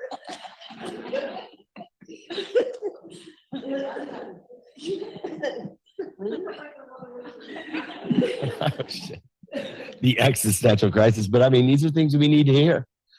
Just like Angelina, our mental health stuff, we need to start saying that word, suicide, in public all the time.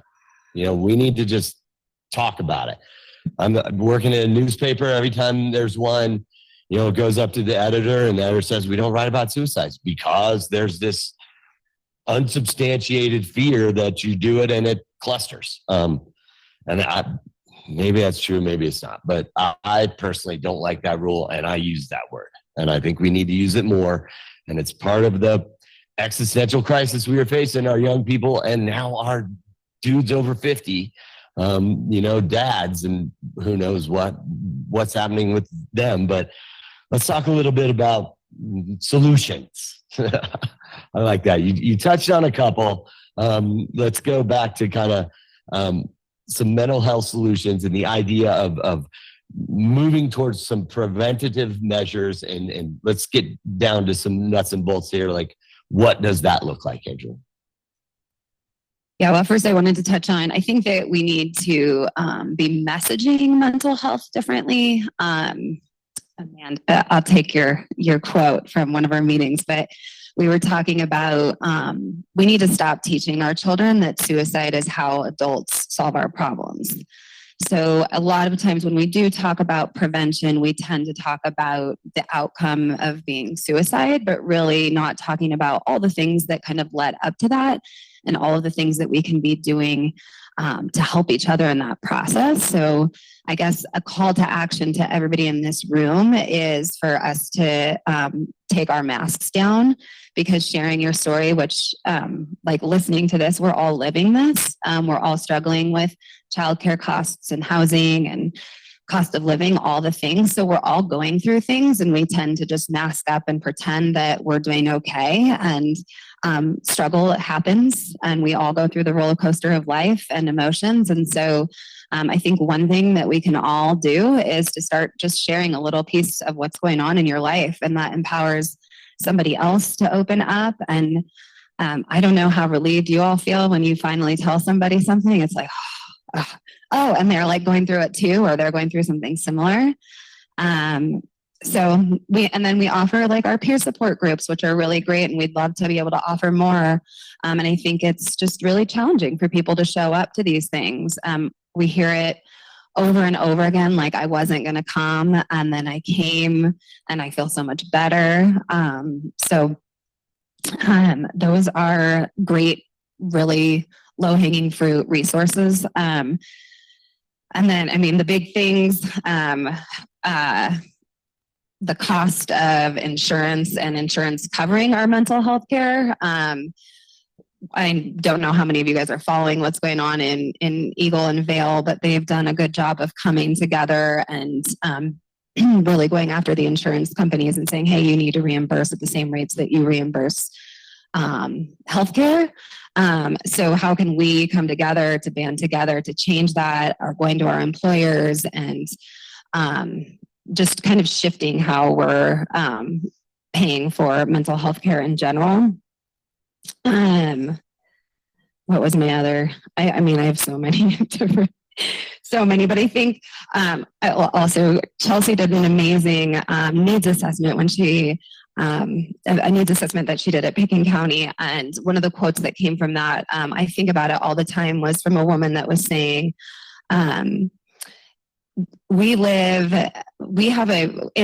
in anywhere else in the United States, we have an upper middle class income, and my husband and I have to make the decision whether or not to go out to dinner or pay for childcare.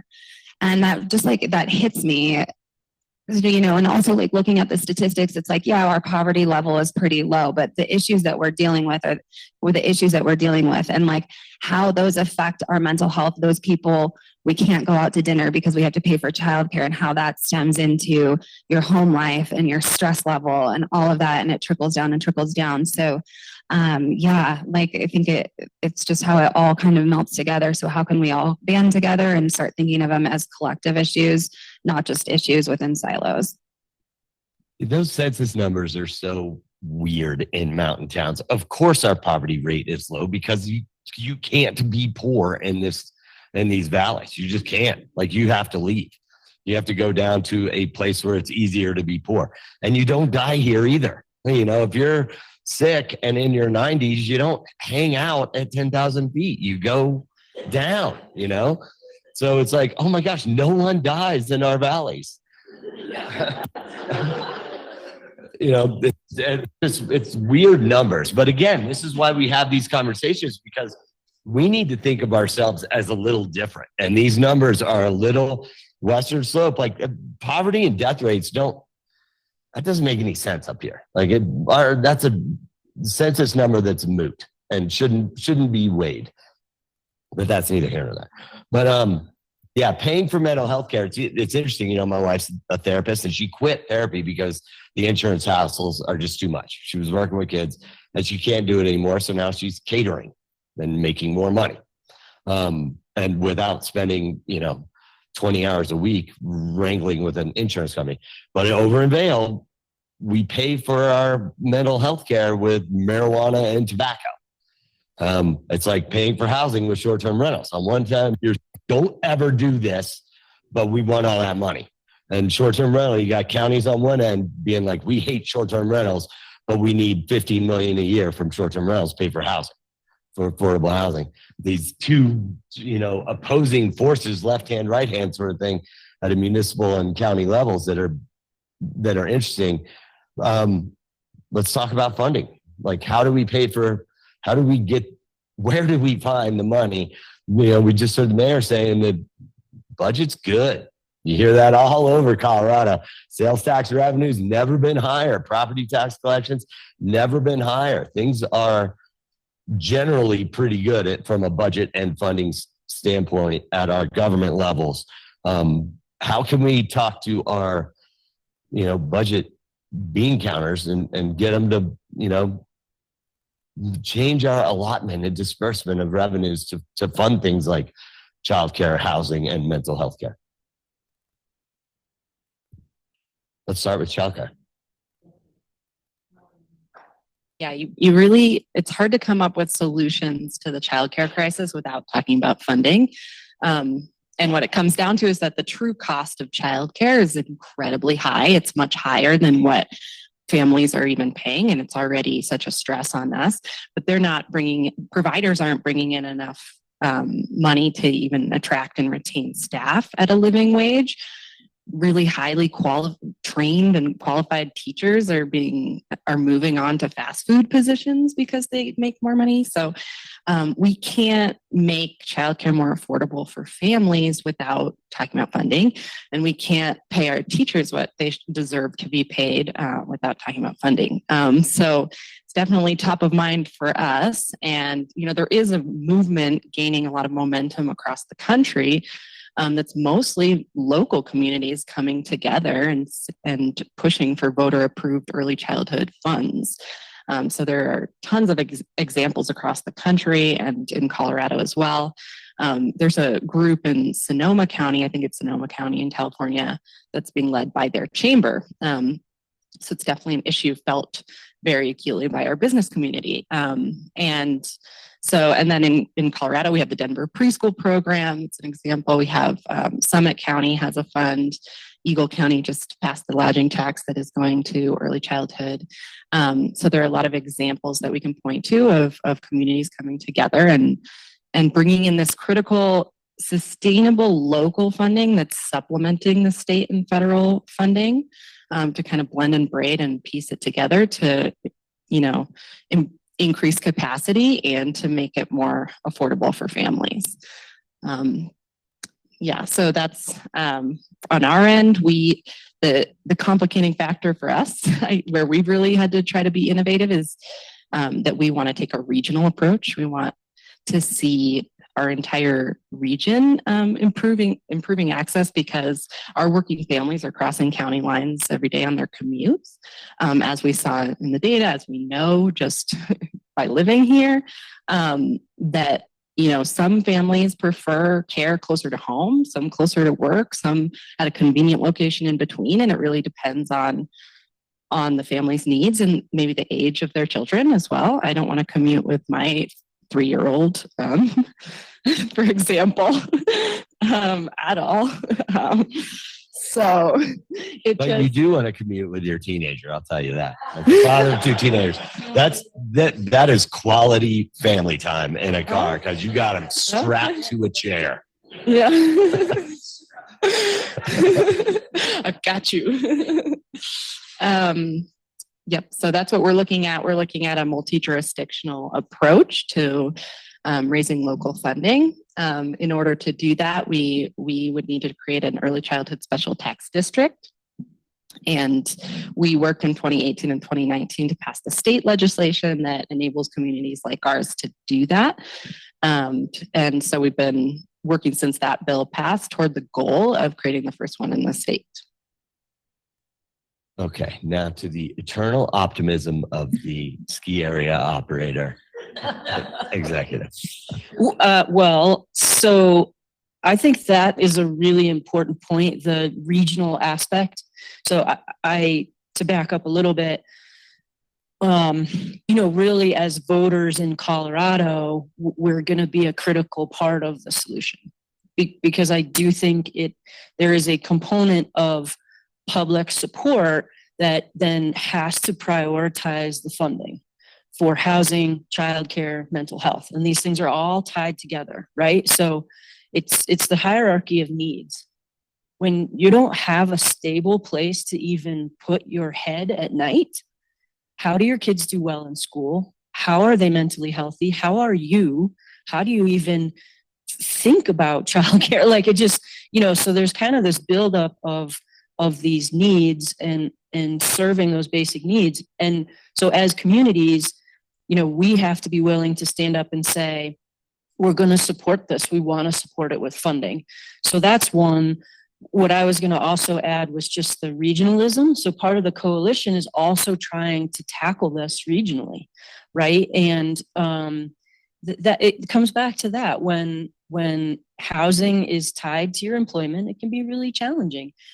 Being stuck in your home financially because of interest rates, but also, having to stay where you are because of your employment. And so some of the coalition regionally, that's an important component with both early childhood and with the housing coalition to be able to solve these things where people can feel a certain amount of freedom. Now we are different when we provide our housing because we're investing so much as a company and other folks are as small businesses, et cetera, right? There is some asset to this and you're like, okay, we're going to help you stay in this home. But what we're really shifting to at Aspen One is trying to think about that housing continuum.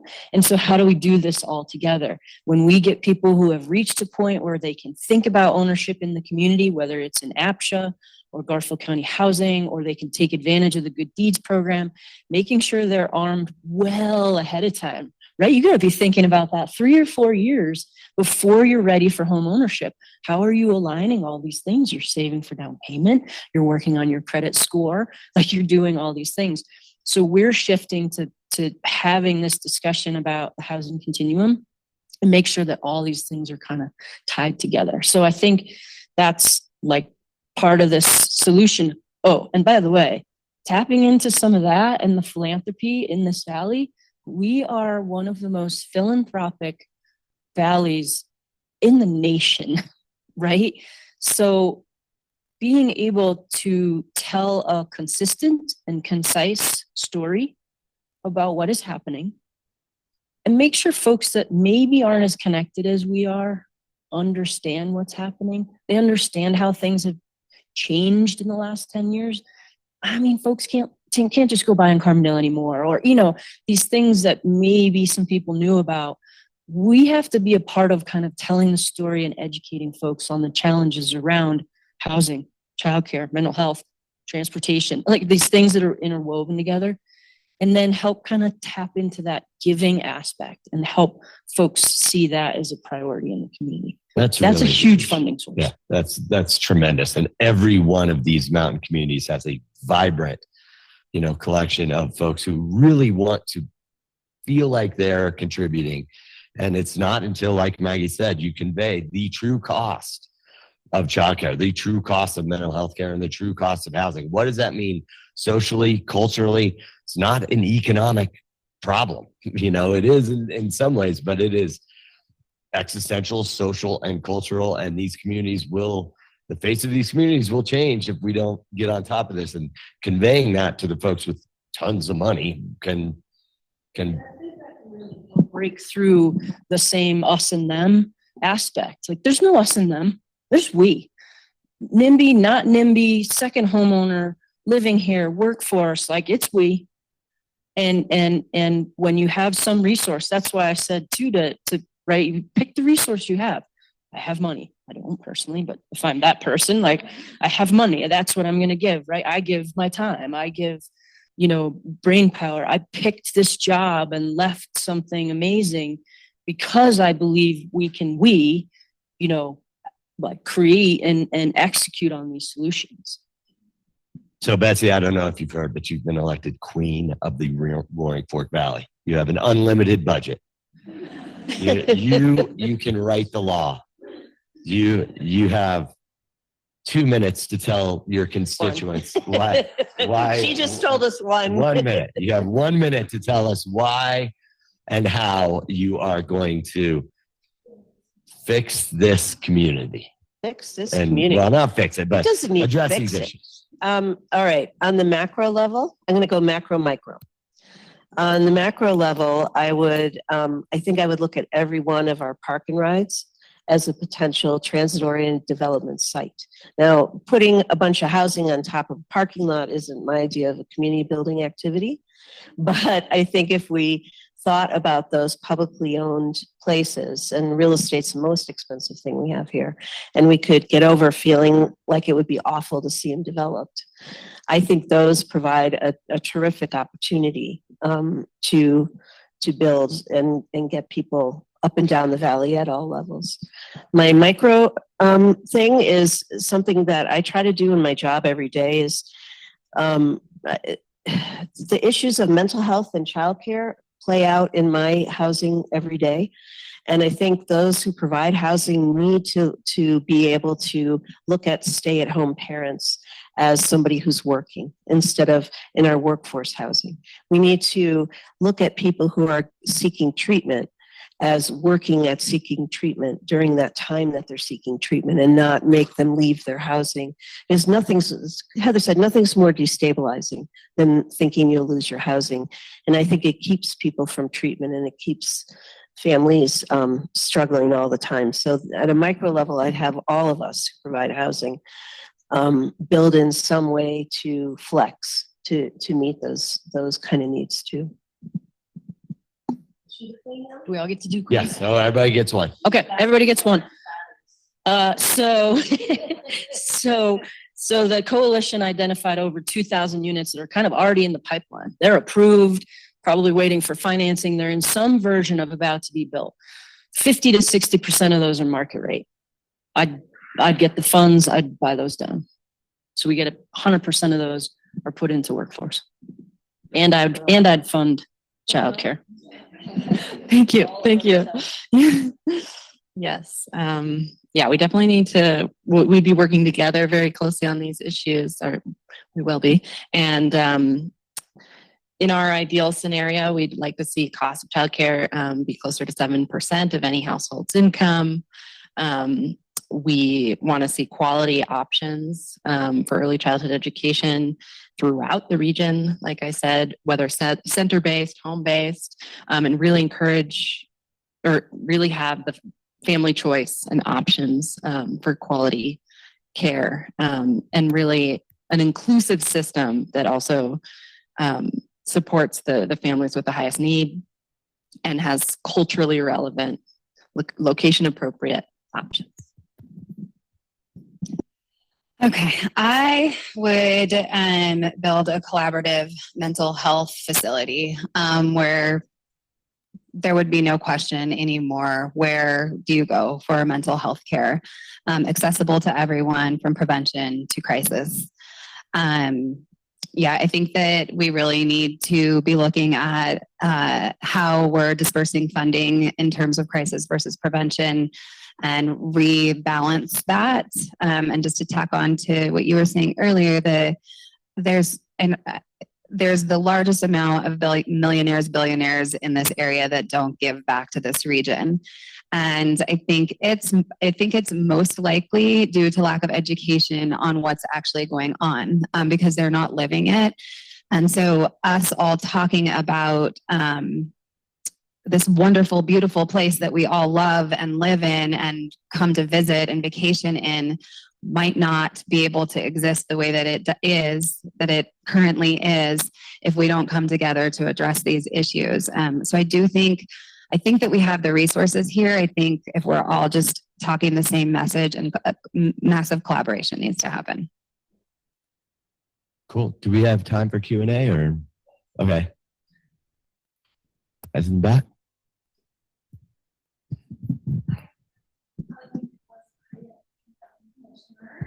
And I'm grateful to do tons of collaborative work with all the 4 organizations represented on the panel. I'm actually just taking a moment to do a shameless plug for the funding solution we have proposed on the ballot. We have ballot issue 1A is on Pickens County's ballot to raise a dedicated housing source of $8.5 million per year, which is a $10 per month property tax on $1 million home.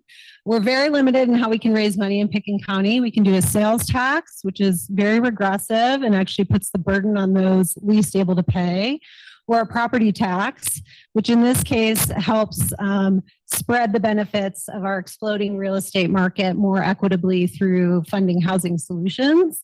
And I know many of you in the room have supported this and endorsed this. The Basalt Chamber is considering an endorsement of this. We have postcards up front that I welcome you all to take and distribute at your businesses if you would like to support this tax on November 5th. Thank you. Thanks, Kelly. Other questions? Hi, my question is for Angelina, I think. So I'm aware of headquarters because I see it written up in the middle school newsletter. And I heard Mayor Knight talk about approximately $350,000 that's going to be spread between the 3 schools for mental health in the elementary school, academic support in the middle and high school. I'm wondering, when you were talking about collaboration, is that something that headquarters is administering, or is it Aspen Hope Center? Is it Focus Kids? Is it Mind Springs? Off the top of my head, I can name 4 of them. Are y'all working together? Yeah, so we all do work together. We collaborate very frequently. That funding, I believe, is going to the Hope Center and probably some to Focus Kids for coming in and doing trainings and education. Yeah.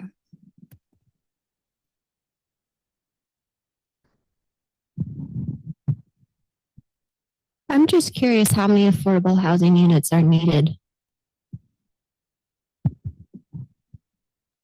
So the now is around 4,000, the data that the coalition put together throughout the valley. So, and that stretched all the way through Garfield County. Yep. And then the 5 to 10 years, somewhere in the range of 6,000. And that's, I think, why we've been talking about, right, all the levers that we have to pull. So this idea of the good deeds, being able to buy down existing projects that are already in the pipeline.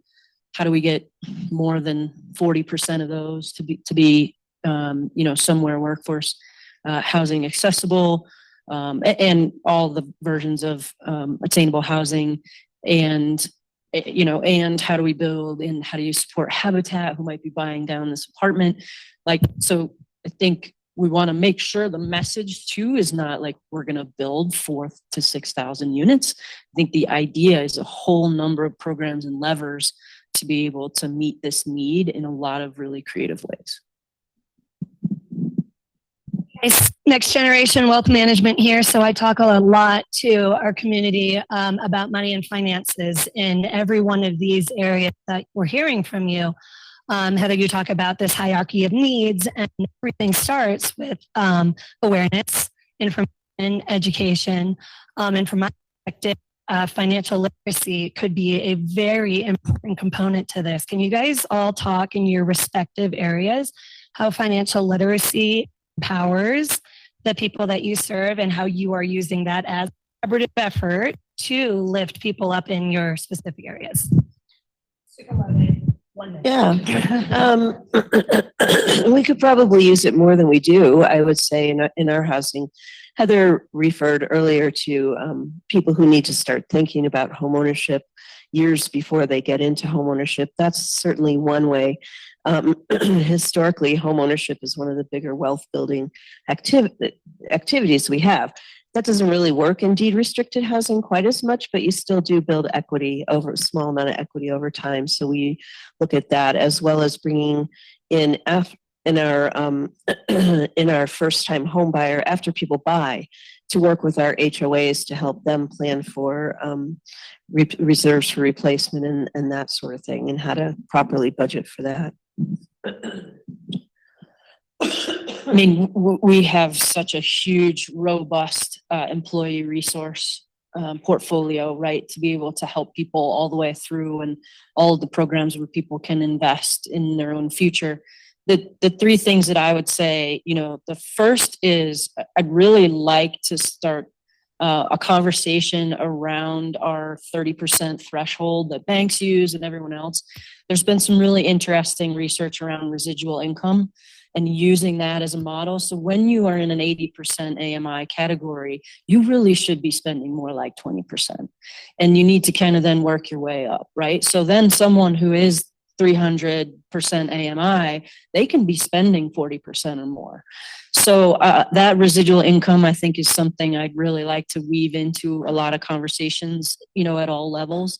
And then I think those resources for financial literacy, helping people at different stages of their housing journey, they need to be kind of thinking about that. And then last is just reframing some of that. I think in our valley, we have to reframe the idea that your house is going to be the singular investment. So how do we get people stabilized? The coalition says it's a nest for your egg, not a nest egg. It's a nest, not a nest egg. That's what housing is when it's deed restricted. It's your nest, not necessarily your nest egg. So then how do you take what you can then and be putting it somewhere else to see that money grow?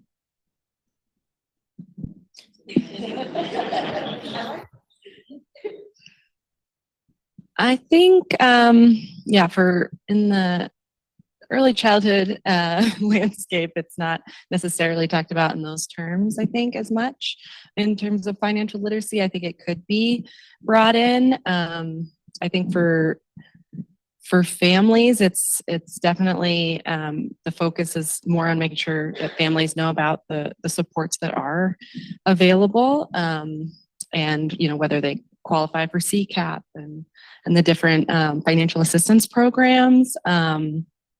And then, our providers there's a range of providers and sizes, and, it's more about business operations. It's very difficult to balance the books, though, to be honest. So it's kind of a net that not a lot of cracked, I would say.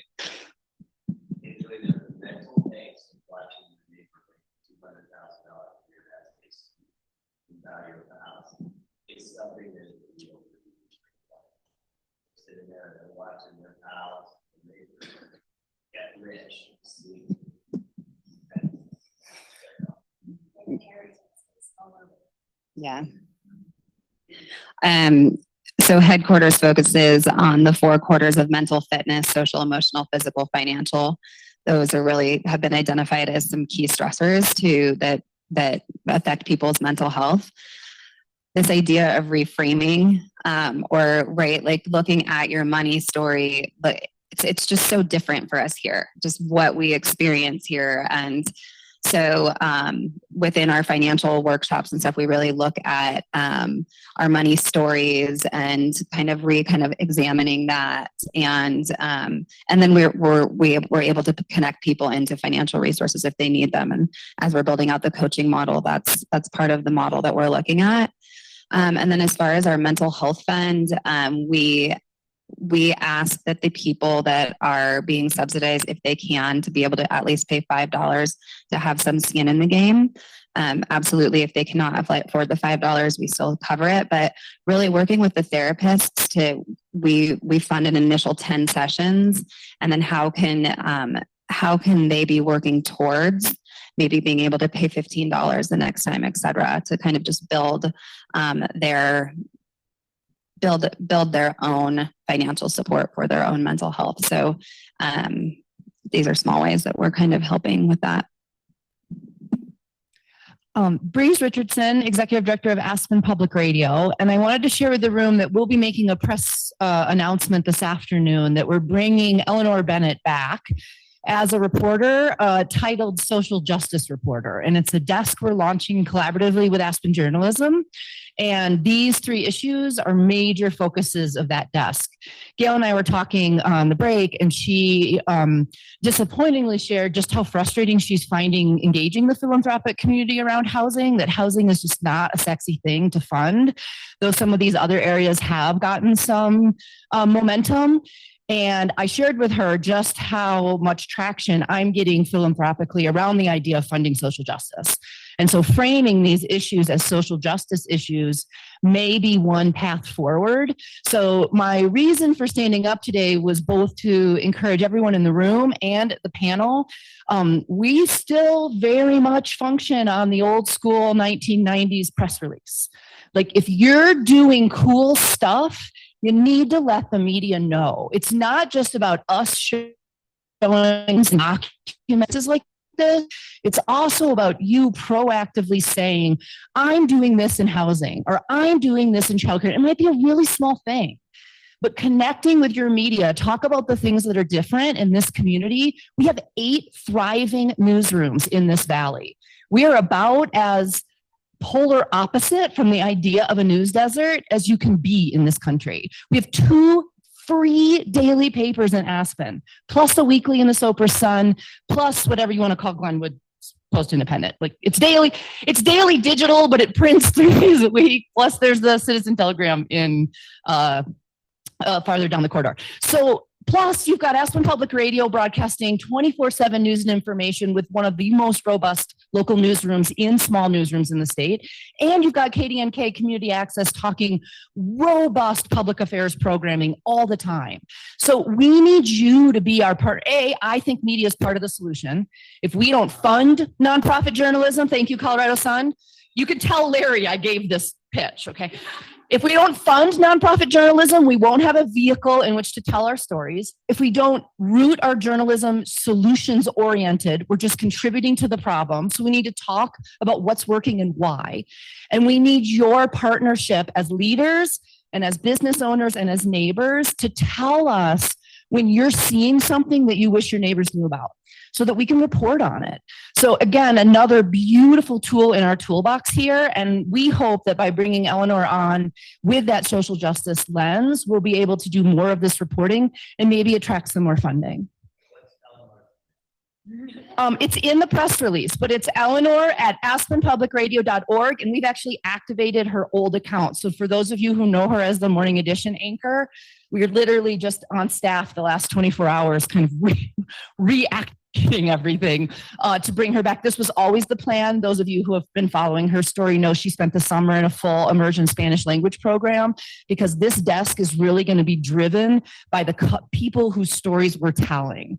So to make those relationships really deep and meaningful, when we know 30,000 of the 100,000 people who live here are either monolingual or bilingual Spanish speakers, to have her be a bilingual journalist was really important to her and really important to our vision of this. So we've been at this for about 6 months. You'll see the press come out this afternoon, and thank you in advance for helping us really grow an incredible story here. Thank you, Breeze. I want to thank Jason. I want to thank our panelists. I thank you, all of you who stuck around, because I know this was longer than expected because 82 kind of got in the way and we didn't start on time. This is an amazing opportunity. This is what we want to do as the chamber. We want to connect people. We want to expose the stories. I get to know all of this stuff because I'm in all these meetings, but you guys aren't, which is why we want to present to the public and tell those stories. And I love the reframing of it's a nest, not a nest egg. I jokingly say I won the housing lottery in Carbondale. I live in a deed restricted unit. And I say I live in a high yield savings account because I get 3 to 6% depending on the year of appreciation. But you know, it's reframing that, but I'm happy to have a foothold, and I didn't know how long I could stay in this valley if I didn't get it. So as Betsy said, it's at this point unattainable if you didn't get in, and we're going to have to get creative and use every tool in the toolbox, use that Swiss Army knife up real well. Thank you all for your time. So excited to have you all here. We'll be sending a survey out for feedback. So let us know what you think, good, bad, ugly, all of it, and have a great day.